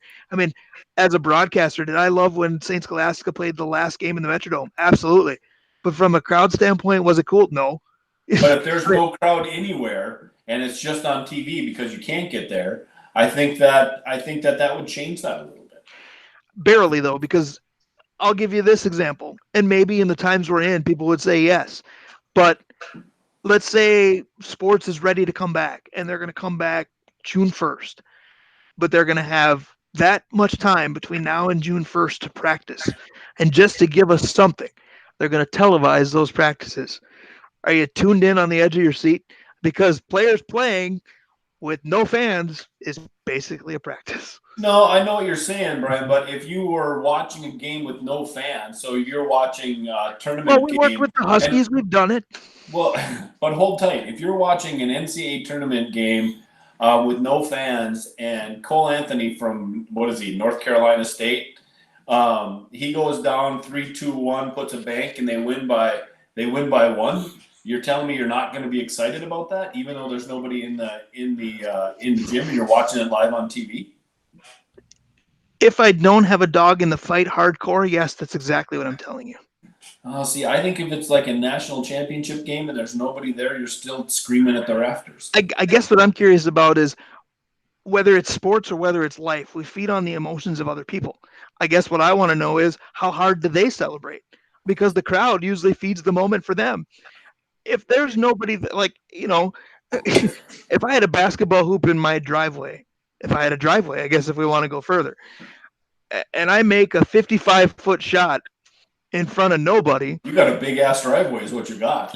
Right. Well, you could have ended that sentence before driveway. But anyway, if I make a half court shot and it goes in, I'm probably going to throw my hands in the air, but there's nobody there. I'm not going to go bonkers. Where if you have a big moment in front of 50,000 people, you are going to, well, unless you're Topher Davis at a bar, you are going to do the running laps bit because, I just think the crowd feeds the moment too. Yeah, no, I agree with that, but I think that athletes are competitive enough that if you put them, in your driveway, and if there was a great play made and we were watching it on TV, we would react, even if it was just Tucker watching the game. I think we'd find out how important the money is to open up a completely different subject, because I'm curious how much the athletes want to be part of that. Agreed. We'll play, but we'll just play in front of nobody. I agree with that. For the athletes. You just brought up a little bit a thought to me. I know you guys are talking about, the intensity, how much intensity can the players bring without a crowd there? I think that's the biggest thing without not having fans in the stands is how much can they bring? And it just clicked. Remember the Dream Team, their alleged scrimmage they had against each other before the Olympics, and kind of people still talking about how amazing that particular game was, but there was nobody there. Nobody saw this happen. Really. So if they're able to bring, obviously these are the best athletes in the world at that time, bringing it against each other for that competitive mojo, and how much, I think it kind of comes down to is how long, if you were asking them to play an entire 82 or 162 game season with no fans there, it's going to get old. Yeah. Exactly. It's going to get old. No one will care. But if you go in saying, hey, you're having a one and done playoff situation and you've got, something hanging for this at the end of this trophy, of the season, I think the players will be able to bring that intensity in shorter spurts of time. I agree with that too. I think the Dream Team is a cool example. The only asterisk there is the other factor is those were matchups that you were otherwise never going to have. I mean, you couldn't put those guys together. That's not the same as the Bucks playing the Wolves, where nobody cares if Jordan McLaughlin, I don't even know if I got his name right, is playing in the game or not. But to see Magic and Jordan go one-on-one, and oh, by the way, the help defender is Larry Bird. You weren't going to get that in anything that they decided counted. You could have got it in some All-Star games, but we have already talked ad nauseum about how they play those. But that's a good question. What if in the NBA, what if you went and you pulled all-star teams from each conference or each division, and you brought them into a place and you played? So you brought them to Indianapolis, and since there's 6 teams, you just had a round-robin tournament right there in Indy. That's what they should do. If I was going to advocate for something, if there's so much besides the world going back to normal, if I could, meet a genie and go like this, and let's be done with this horrific experiment that has been the last 4 weeks. That's what they should do. If there's that much uncertainty about how a season can function and if a season can function, let's play a game of all-star players in every sport, and let's play it in an empty stadium of some kind.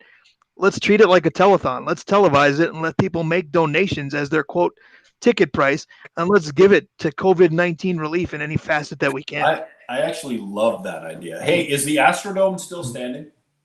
Yes.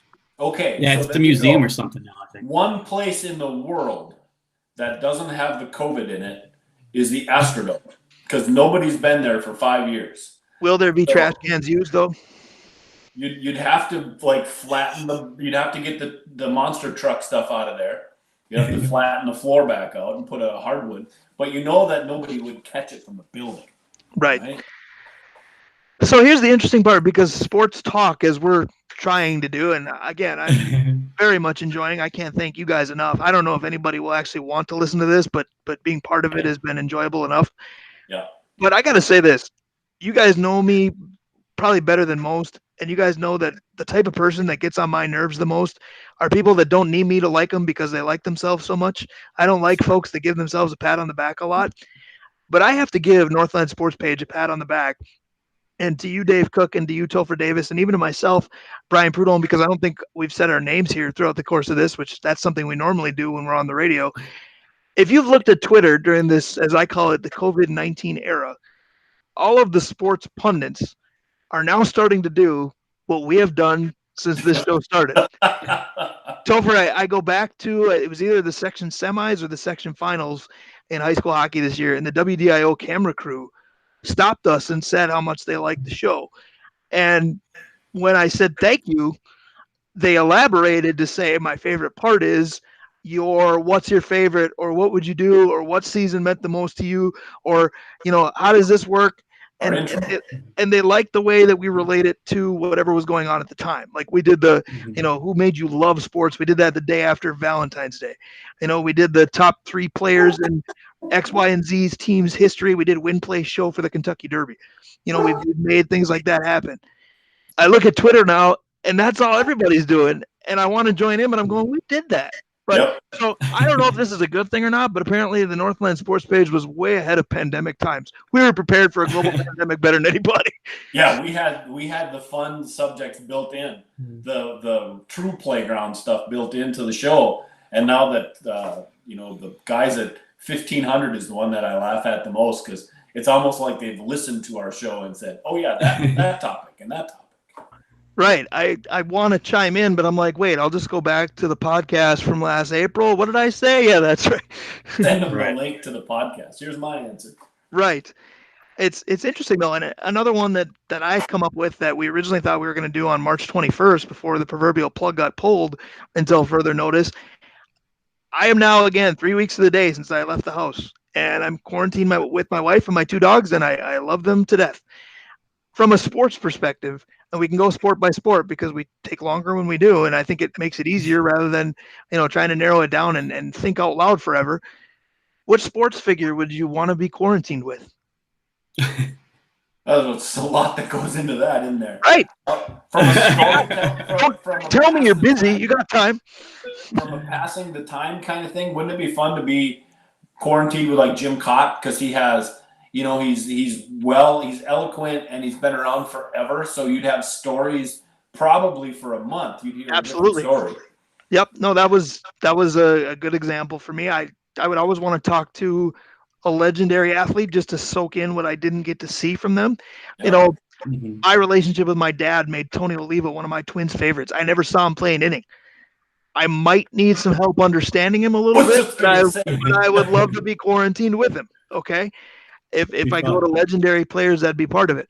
If I could put broadcasters or coaches in the mix, give me Vin Scully for 3 weeks. Give me Gino Auriemma for 3 weeks. Give me Bobby Knight just to go, what in the world was going through your skull at this point, this point. Speaking of that angle, though, if I go a little more current, I wouldn't mind being quarantined with Gronk or Rodman because they'd find a way to make it fun in a way that I never would have thought of. Okay, but how about Al Michaels or Buck? Two guys that really don't. Well, but two guys I really don't like, but have been at everything. All the big moments. Buck's covered all the big moments for the last decade. The stories that he might have that he'd tell that are off camera. I mean, True. Russo has. I mean, bring it more local. Yeah. Think of all. By the way, Dave can't say Suhan. Go move on. Right. Think of but Jim as well. Think of all the behind the scenes stories that they'll never tell publicly. That would be just phenomenal to hear. True. Yeah, there's so many. I mean, it's crazy. I mean, for me, I think Al Shaver, someone like that. Matty Rooney. Bring back some of those North Stars just to get some of those stories. I mean, if you think about, some of those, Shannon Miller, how about that? How about the story she might be able to have? Right. How about a lucid Sid Hartman with 100 years worth of story? Let's talk about the Minneapolis Lakers and things that, with no experience at all, just hearing those stories. Or Royce. How about a guy that, Bud Grant, guy that Sid Hartman drafted. Well, and if you want to localize it, I think Dave could probably soak up the hockey genius of John Gilbert. Yeah, well, John would be a good one to have in quarantine. I agree. Right. That would be. You guys could get takeout on occasion. Otherwise, your wallets wouldn't even have to come out. Things would be fine. Yeah, but John's got the perfect job for this, right? With his car writing business, he doesn't have to have anybody else in the car. True. He can just drive all day long, get paid for it. It's very true. Before we go and make fun, let's take a look at the bigger picture. He's probably got the best job for the quarantine. Hey, it's possible. I know Topher and I were, well, at least we think we are because we haven't seen the finished product, but we were asked to be part of a documentary on the Hermantown hockey season. And the guys that were doing the film production are also doing editing to make the final product. Topher and I were tongue in cheek, as again, this was a couple weeks back and we didn't realize we'd be where we are today. But we were saying, how convenient is this where they can, lock down and get all the editing done because they have nothing else, to distract them from something that is a time consuming job. Well, now all of a sudden we're going, don't give me anything time consuming because nobody cares anymore. Oh, that's funny. Yeah, it's different. I don't know. It's the day-to-day stuff. I know Dave's, still probably very busy. It's shifted a little bit, your daily job, but still, I mean, the amount of people needing help trying to find different work is not going away either. Yeah, no, it's interesting with some of the things we're doing and some of the hardcore rules that we had before COVID and how those rules have just kind of been tossed out the window. I know, Brian, you and I have talked about just life efficiencies that the COVID's going to provide. So one of the examples is people used to have to come in and sign everything by hand, right? And now paperwork that's going to really impact their life and what they can do and what they can't do.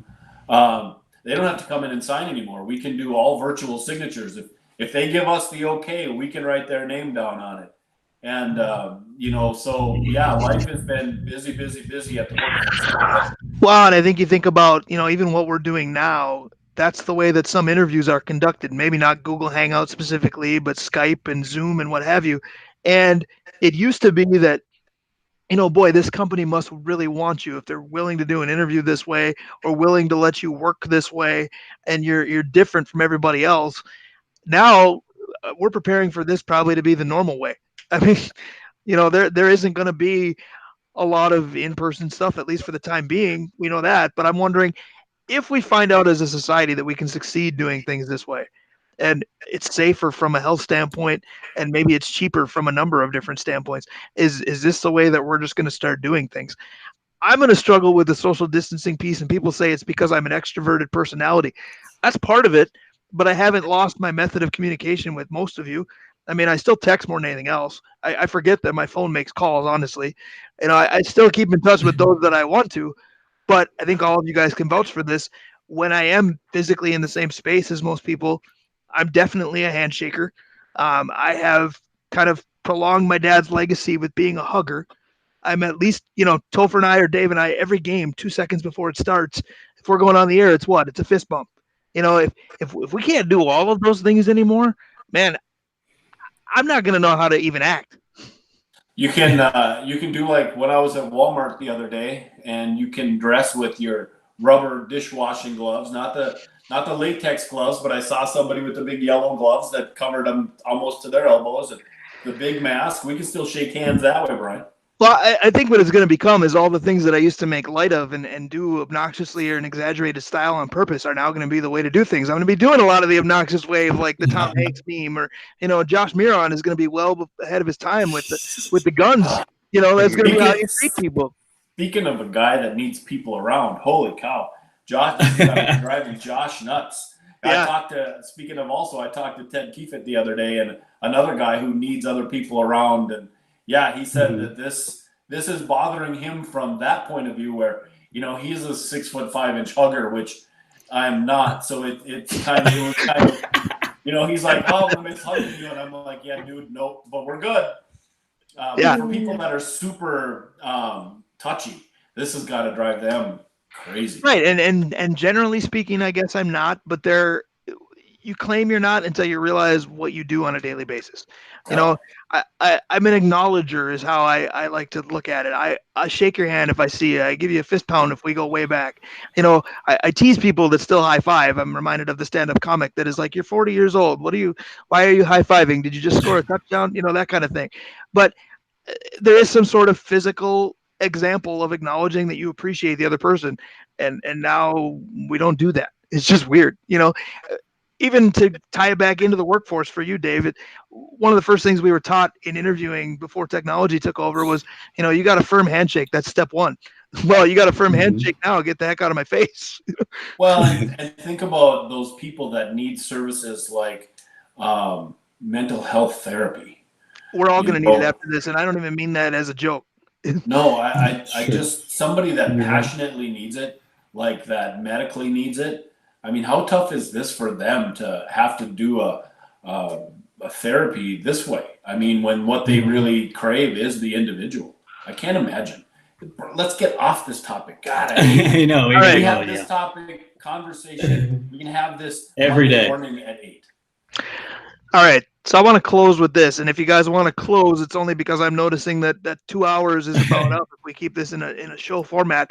But again, it's great to see you guys. It's much better to be able to verbalize things with you guys. Gosh. If you want to keep going, I'm game. My calendar is obviously pretty clear, but but I do want to close at least sports show topic wise with the sport that has kind of kept us interested in a real sense, and that's a sport that's in its off season and is not disappointed with a number of moves. Now they could be all for naught because we don't know if their season come the fall is going to be going, but sports went, bad pun here, but radio silent about 2-3 weeks ago, and the NFL said, well, hold my beer, and we all said, well, as long as it's not a Corona, I will.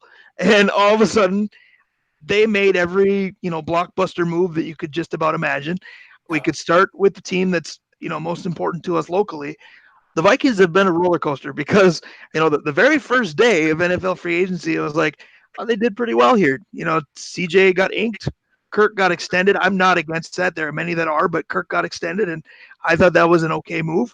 And Anthony Harris got the franchise tag, and a guy that was supposed to be walking away is still a Viking. That was day one. Every day after that, we went, well, they don't have him anymore. They don't have him anymore. They don't have him anymore.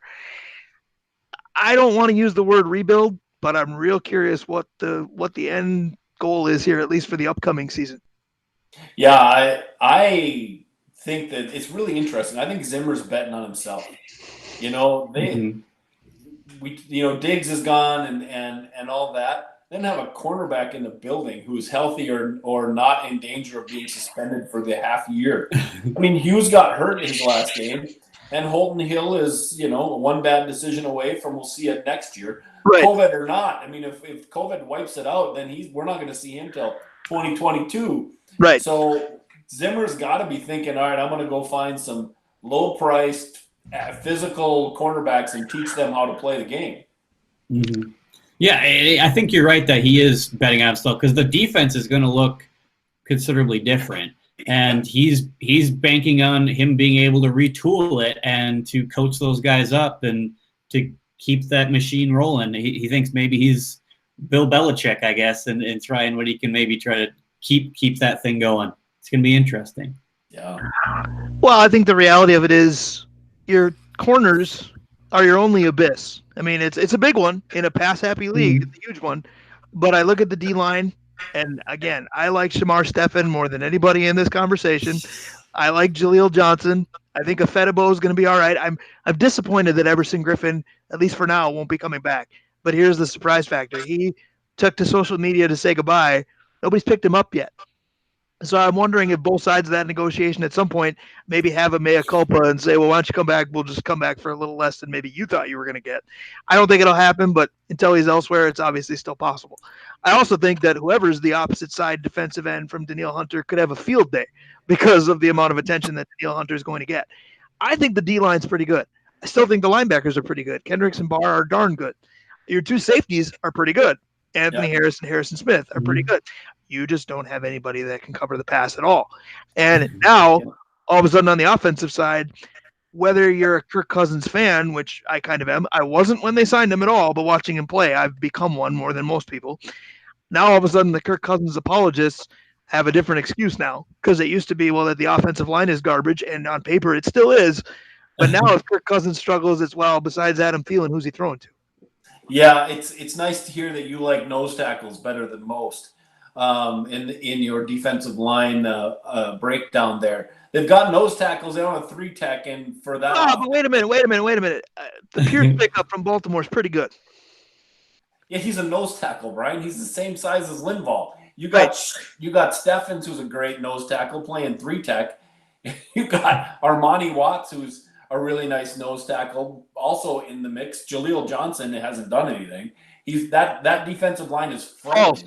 Jaleel Johnson recovered a fumble of Drew Brees in the playoff game. Thank you. All right, good. He's got one play in his entire career. Outstanding. Hey, so does Afedebo. He's got the one touchdown against the Chargers. Everybody loves him.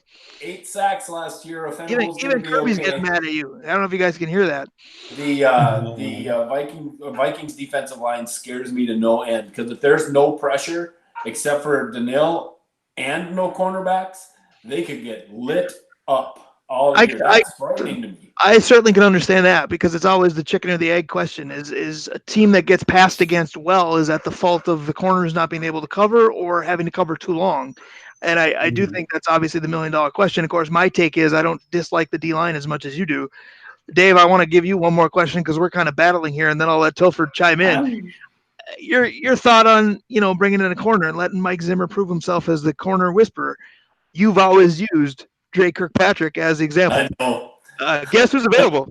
I know. The thing is, man, you bring in Kilpatrick for any kind of money, knowing that he's built like, plays like, and is 1 year younger than our guy, Xavier.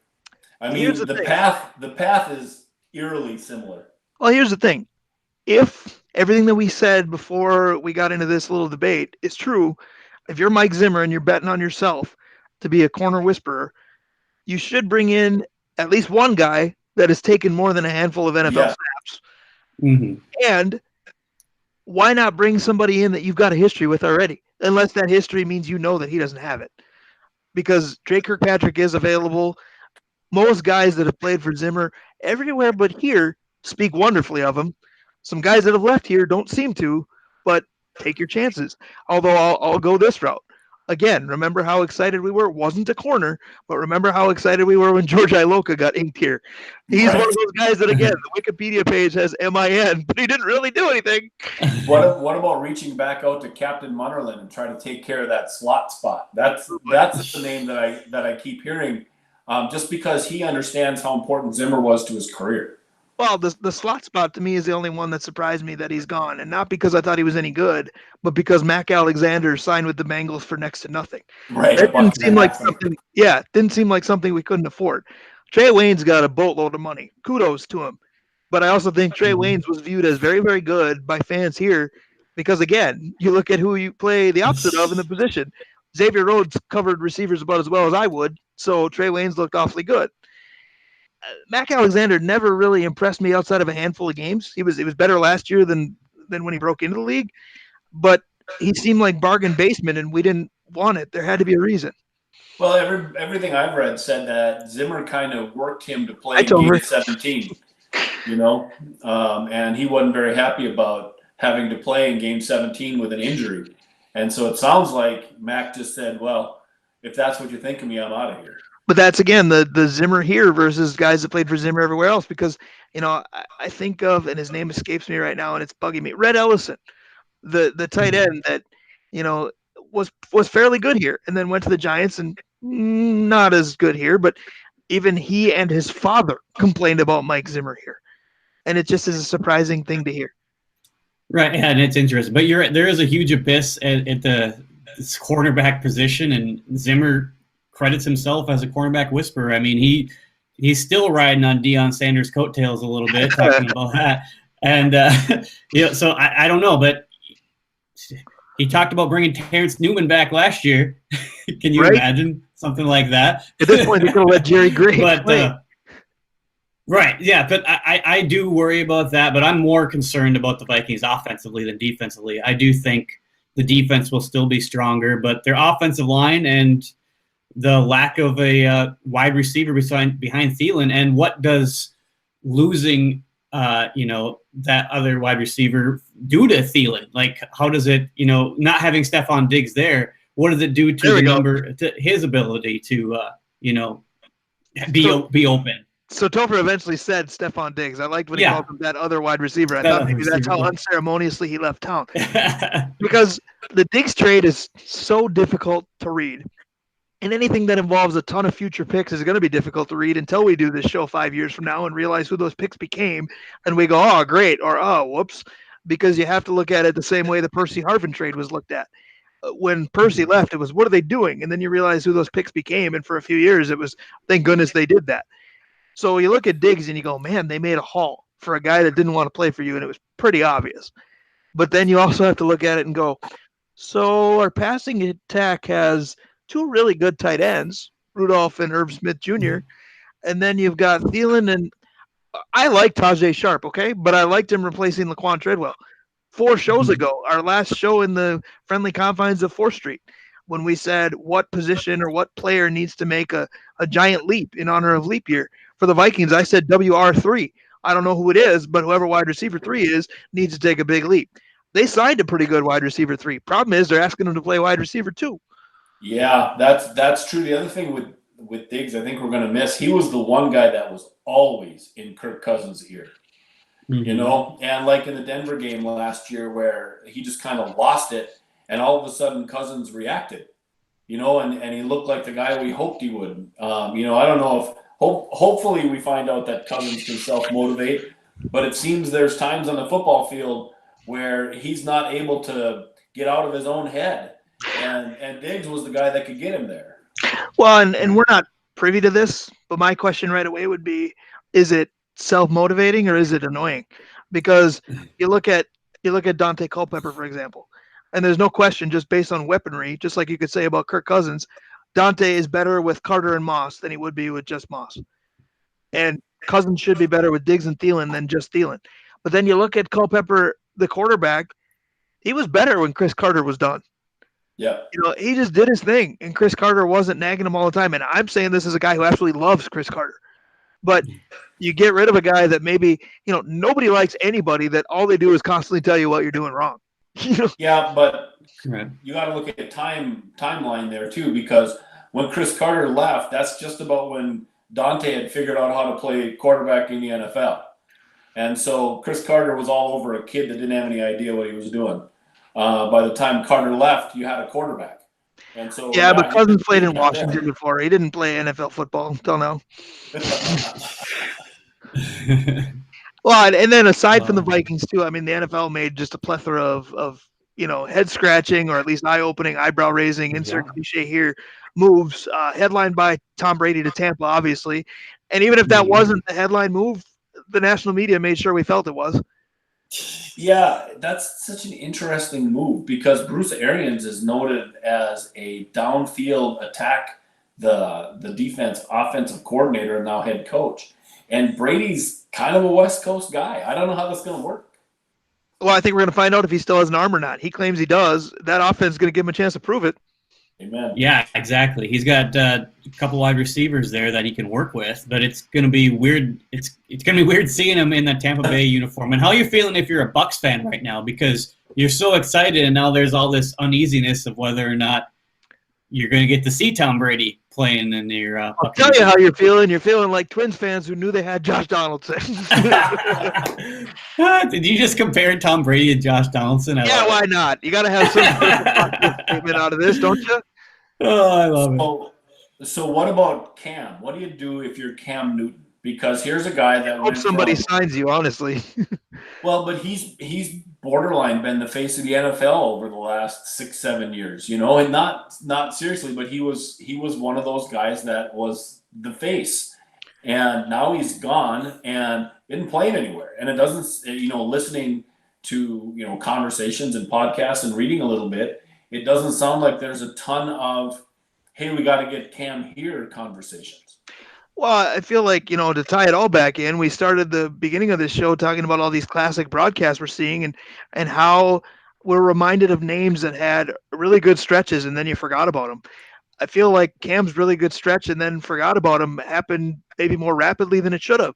I mean, we're not privy to the injury specifics, if you will. I mean, we know some detail that's shared with everyone, but there's got to be a reason that at least on paper, and on paper I mean like resume-wise, teams are choosing quarterbacks that seem to be less talent-wise than Cam Newton, and Cam Newton still sits there. I mean, when Chicago goes and gets Nick Foles to compete with Mitch Trubisky, which unless Nick Foles has the horseshoe entrenched, where like he did with Philly, that's almost the same quarterback battling it out. I don't know how they're going to make a choice there.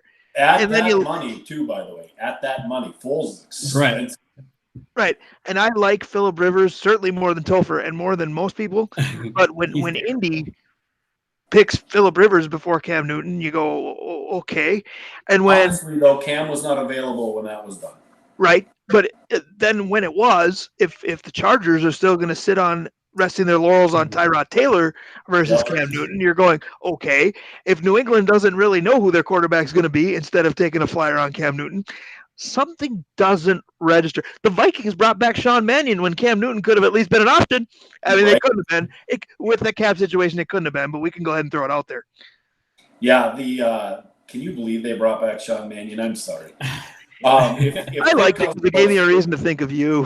If Kirk Cousins goes down next year, we are going to be drafting Trevor Lawrence, and we won't have to tank for anything. Right. It'll be Sean Mannion can't throw the ball.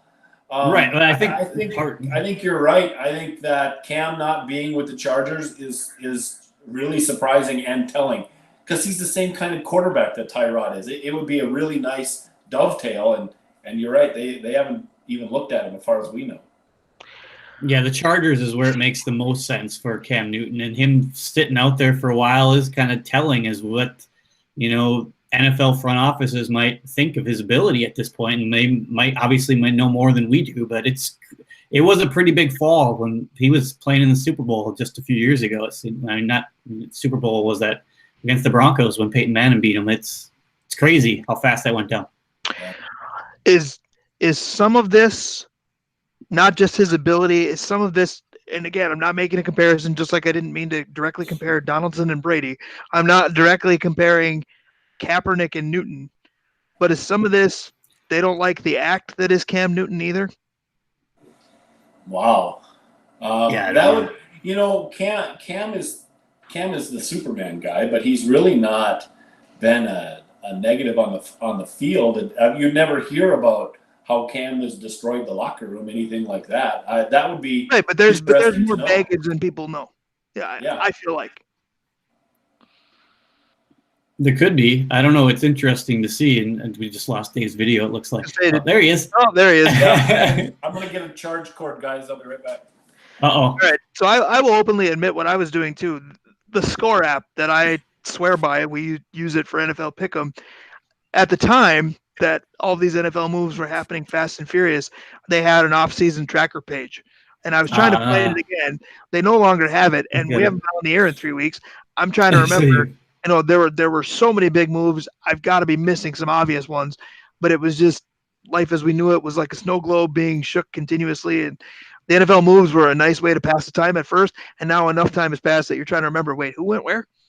Right, exactly. There was a lot of stuff happening, and at the time there was so much other stuff going on in the world. I wasn't locked in entirely onto who was going to play in an NFL season months from now that I wasn't, too worried about it. Tom Brady obviously was a huge one and a bit of a head scratcher a little bit for me. I thought he was going to the Chargers.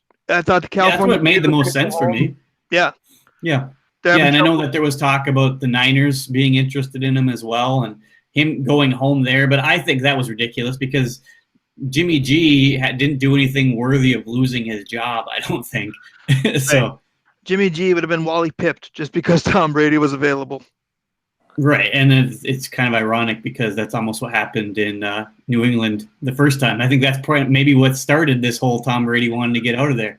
Well, and I think this is what's going to be interesting because time will tell, first of all, if Tom Brady even gets to play in Tampa with COVID-19 doing what it's doing. But, a lot of people have said, and they're right currently, that it's going to be very strange seeing Tom Brady in any different uniform, much less the digital clock look uniform that the Tampa Bay Bucks have. But this isn't the first icon to switch teams late in the game. I mean, you can name a plethora. Favre, obviously. Montana, Peyton Manning. Warren Moon by the end. Yeah, Warren Moon by the end became a journeyman. Fran Tarkenton. You can go outside of, football. You can talk about baseball. It's so rare that they only do one team anymore. All these classic broadcasts, you forget that every star played for the Yankees at some point in the 2000s. LeBron obviously has been on his fair share of teams. Michael Jordan, P.S., ended as a Wizard, depending upon which end you focus on. But I've got a Michael Jordan Wizard jersey, by the way. I'm sorry to hear that. But I mean, it does happen. But if Tom Brady doesn't succeed in Tampa, most are going to say that, well, it was all Belichick's doing and he couldn't do it without him. Maybe, but he's still 42. What right, exactly. It's not like he's Tom Brady in his prime. Right. What kind of expectations are we holding for the guy? If Favre would have come here and stunk, would we have said, well, he just needed, Mike Holmgren's offense, which Green Bay was well past Mike Holmgren by then. Favre played for McCarthy, believe it or not. But was it, well, he needed the Green Bay system because he wasn't that great with the Jets either? Maybe. But the fact is, Favre wasn't young. Favre was an anomaly because he came here and lit the place up. Peyton Manning did it too. Dave's video is entertainment. Sorry. I love it. I love it. Oh, man. Hashtag technology. I love it. But here's the crazy part. Tom Brady going to Tampa probably has his best receiving core since Moss was in New England. Yeah, you're not wrong there. He does have much better wide receivers. I mean, Mike Evans and Chris Godwin are two very good receivers, and Dave just so he figured it out. Yep. I think do you have your beverage in your screen? What is that? No, that's me. Oh, that's the box. Okay. That's the box I was trying to move. All right, that's fair. So again, football moves galore. I think at the time that they were happening, I think it was a great thing because it gave us that little piece of hope that, wow, NFL's doing things as normal. Sports will be back to normal sooner than later. I feel like as the weeks have gone on, we're not buying into that as much as we should have. Yeah, I think you're right. I think as more things go on and the more, as we talked about earlier, things getting pushed out is creating that kind of void. But we'll see. The NFL's been the one sport that's saying, hey, we're going to keep going business as usual, and they're having their draft coming up here. I know Dave's fired up. He was doing mock drafts. Was that yesterday, Dave? You were Yes, your mock drafts? Yesterday. I sent him a Gary Coleman meme. Yeah. I sent them to you guys, and I didn't get any feedback. Oh, you did. you didn't get any analysis. You got feedback. You didn't get any analysis. You drafted right. AJ Green and Tommy Kramer. I was on board. That's right. The AJ Green kid, the quarterback from Oklahoma State, might be pretty good. The teams in that conference, which don't play defense at all anyway, didn't throw the ball at him because he was a decent cover guy. So he might be somebody down the line that Zimmer might want a quarterback whisperer to. Right. Hey, looked all right for me. Fun. There's all kinds of places you can do mock simulated drafts. You should look them up. Well, and obviously what accelerated not just Dave's excitement, but the mock draft concept is the Diggs trade, because all of a sudden we had a plethora of picks to play with and an additional first round pick, which is a big deal. Wide receiver in the first round. I'm against it because I think for every Randy Moss is a Troy Williamson and a Laquan Treadwell and a Josh Doxson. The Jefferson kid looks pretty good. Does the fact that you have multiple first-round picks entice you a little bit more to use one on a wide receiver? Or do you go with your beloved 3-tech and then you go with a corner because you need one more than life itself? Well, they said this wide receiver class is really good, and we've all talked about the Johnson kid from Minnesota, who we saw with our own eyes how good he was, and he's going to be a 4th-round pick. So there's wide receivers that are available later, good ones. And so I think if you have the opportunity to grab somebody who falls, like one of the drafts I sent you yesterday had Kinlaw, the defensive tackle from South Carolina. If he's there, it's a no-brainer. If one of the tackles falls, it's a no-brainer. You do not draft a wide receiver over one of those two positions. But if those guys get drafted early and one of the top 3 receivers fall back, if CeeDee Lamb is there from Oklahoma, he's not going to be there. But if he happened to be, he might be one of those guys you trade up for. If you're the Vikings and you have a ton of picks, do you trade up for an offensive lineman or a wide receiver? That's a different conversation.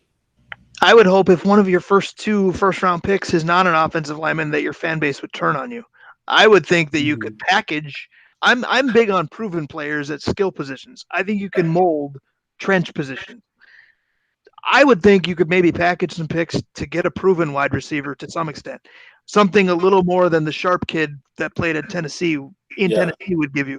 Yeah. However, I also, and COVID-19 could burn me here, but I also think of the way training camps and off seasons normally would work. And there are wide receivers that can be available on June 1st that teams decide are expendable. That you go, well, he's proven he can make it. Let's take a flyer on this guy.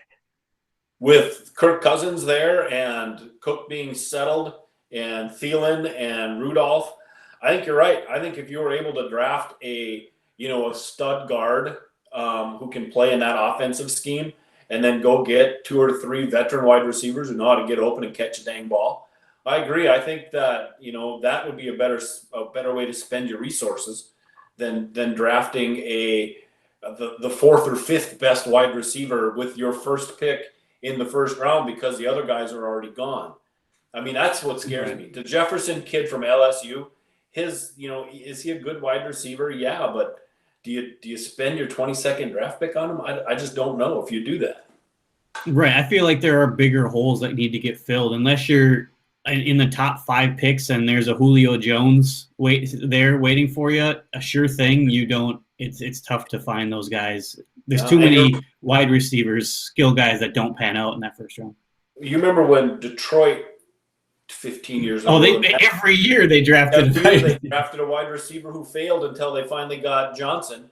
But goodness gracious, they wasted 3 or 4 number 1 draft picks, and they were top 5 guys. Charles Rogers, one of them. Yeah, Biggie Rest, I think.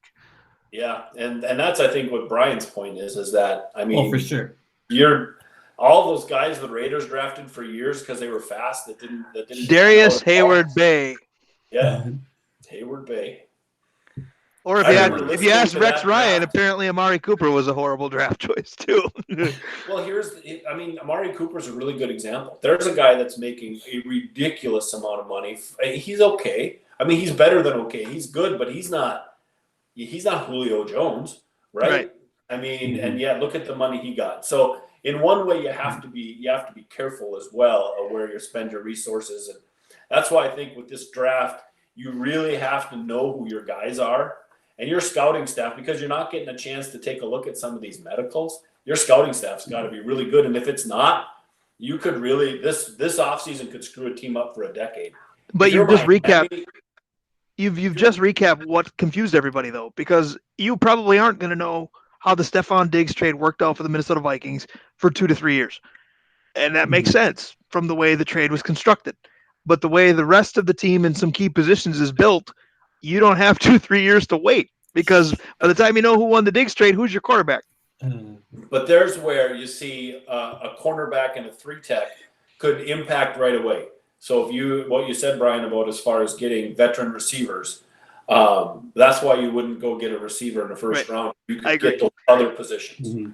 And they're going to end up giving Dalvin Cook a buttload of money, which is fine, because without him, that offense is going to be a shell of itself, given its current personnel.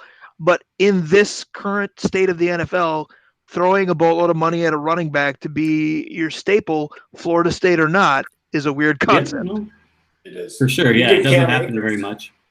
Toph, we could go. Yeah, Cam Akers coming out. He's a stud. He's a stud. Florida State running back. Keep him rolling. I love it. He's a stud, Dave. Cam Akers is good. Cam Akers is going to go till the 4th round, Toph. That's all right. Someone's going to get a steal. There's a wide receiver or a running back from Memphis that I talked to you guys about yesterday. His last name is Gibson. And he's a little guy, and he's going to play wide receiver in the NFL and kind of a gadget guy. Think Theo Reddick. And exactly. It's because he got coached up by Mike Norvell. That's right. Who's now coaching at Florida State. I love it. Tie it all together. Look at eye roll. I love it, Brian. I'm sorry. Were we on? I love it. This is where I'm excited that you guys all can mute yourselves, because if I had control, half of that wouldn't happen. I'm not. Is there any other move that surprised you guys? Because I think in terms of actual sports content, because of the global situation, 2.5 hours later, we've exceeded what the show would allow us. But I know, yeah. I think we're running low.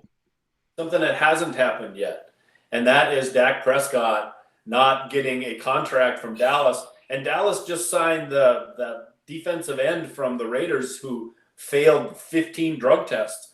How about Anthony Harris and the April Fool's joke of the contract? Oh, that was brutal. And it got some fairly big names. Rosen retweeted it. Charts retweeted it. I sent it to you guys. I'm not a big name, but I bought it, is what I'm saying. Hook, line, and sinker.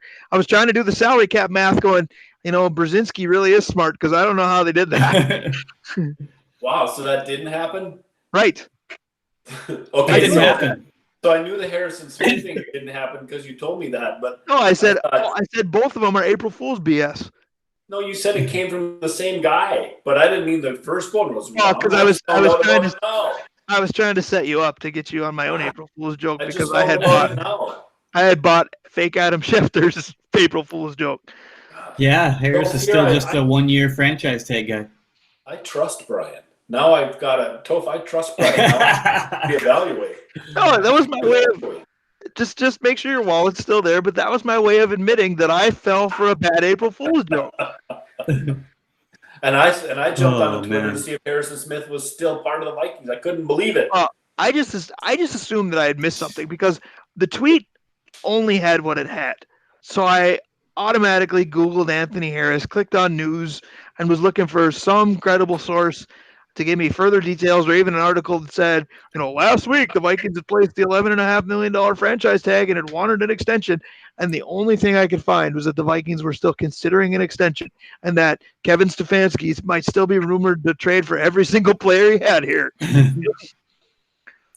Yeah, that was a dirty April Fool's joke. That was dirty.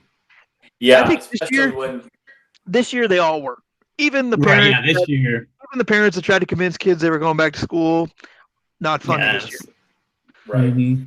Right. Dave, So the way your hat is on backwards right now in the video reminds me to thank nurses and doctors because it kind of looks like you've got scrubs on instead.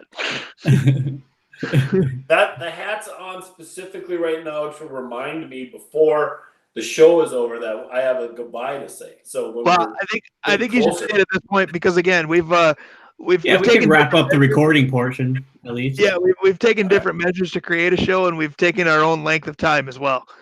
So right there, Here we go. St. Scholastica hockey had a turnover yesterday.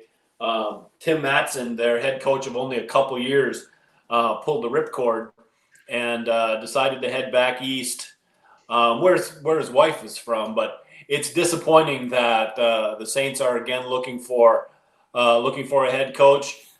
Tim's a good guy. I got to know him a little bit, and as we said earlier, we didn't get to see the end of that season, and now he's gone. So good luck, Tim Mattson, and we're excited to see who the next coach of St. Scholastica hockey is going to be. And I know we've gone back and forth on, will it be a local? Will it be a high school? Will it be, will they go get a bigger name from someplace else with the new AD? It'll be interesting to see how he looks at bringing in coaches.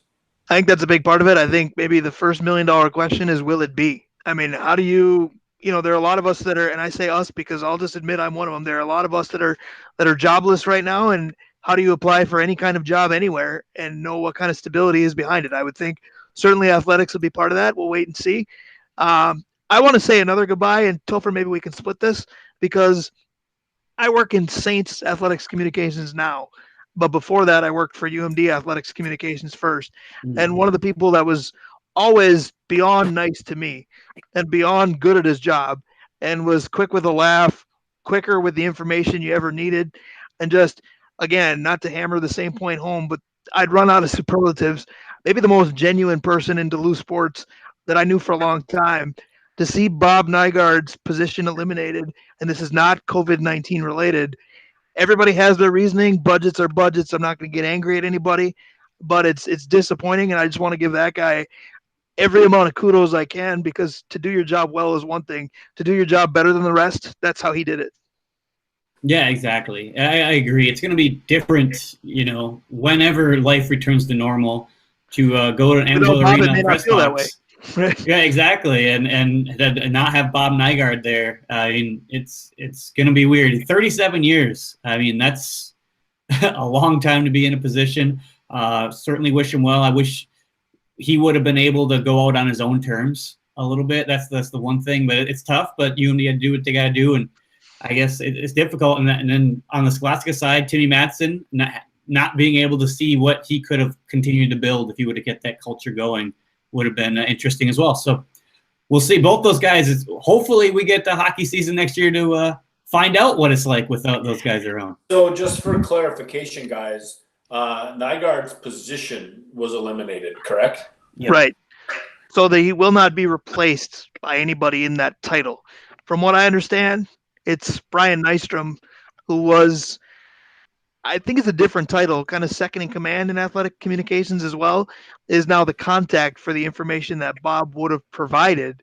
But my understanding, without full knowledge, is Brian did not get promoted into Bob's position. That position is gone. I mean, it's almost like, okay, we're not going to have a president anymore, and everybody reports to the vice president kind of thing. That's maybe an unfair analogy, but the way I'm kind of choosing to look at it. Sure. Right. And go ahead. Oh, go ahead. And it's interesting, the time, well, obviously the timing's terrible and never a good time, but UMD could potentially have some news to announce next Saturday as well, sports related, even with nothing going on, as Scotty Perunovich is the Hobie hat trick guy. That would be nice, wouldn't it? It would be cool. I don't know Dave's feelings on it, but to get another Hobie at Amsoil Arena.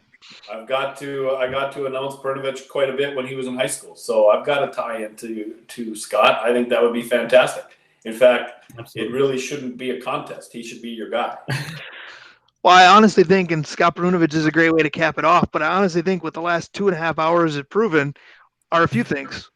One, nothing can stop us from talking too much. Two, sports doesn't fully know how to end. We've basically gone a month with no live games. And we just filled it with a lot of simulated type talk, a lot of historical type talk, but plenty of what is happening talk too. But I'm going to close with, where would we be without it? And I don't care what level your fandom is at. I think I said this, Dave, 3 weeks ago when we were on the actual radio. If sports wouldn't have come out with their interpretation of the severity of this, would we all still be mistakenly treating it as not a big deal?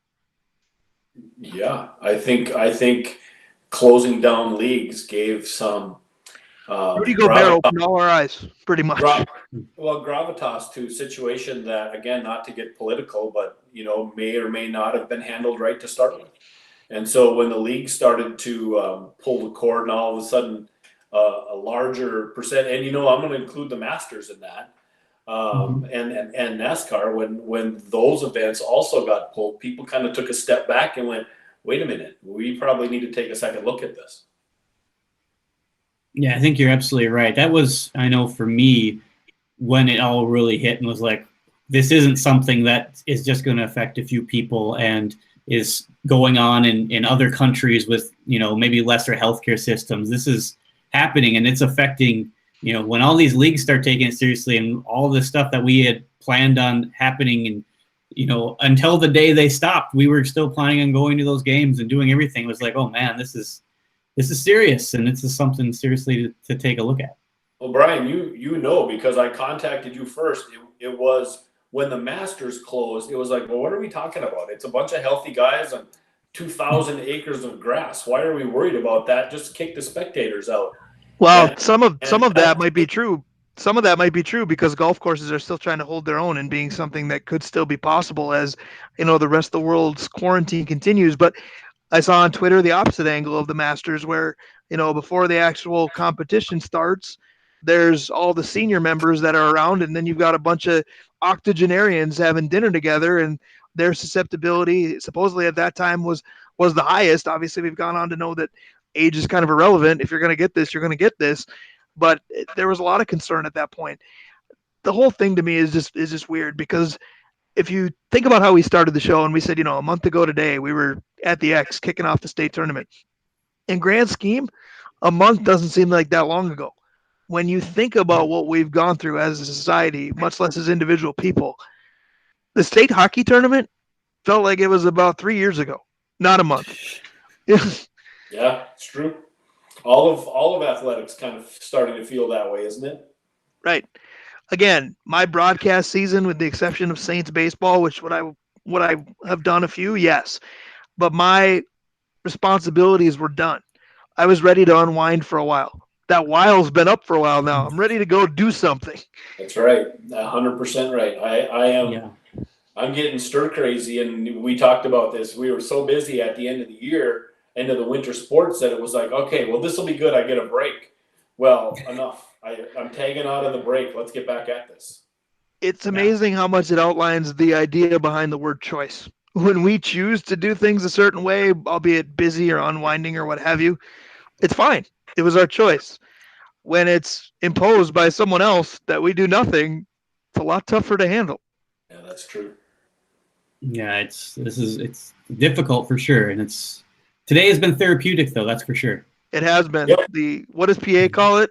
The Davenport of love. There was no slacking here by any stretch. No, not at all. Well, this was fun, gentlemen. I think we could continue talking if we want, but I think the recording, that's a show and a half. A little bonus time, as we had things to make up for. For sure. Well, hopefully people very good. Hopefully it allows some other people to listen and laugh and just step away from COVID-19 news for a couple hours. Absolutely. So we'll end the show recording here if we haven't already. So thanks for tuning into the Northland Sports Page COVID-19 style. We hope we'll be back next week doing more of this. We hope we'll be back on the radio soon. We'll leave it there.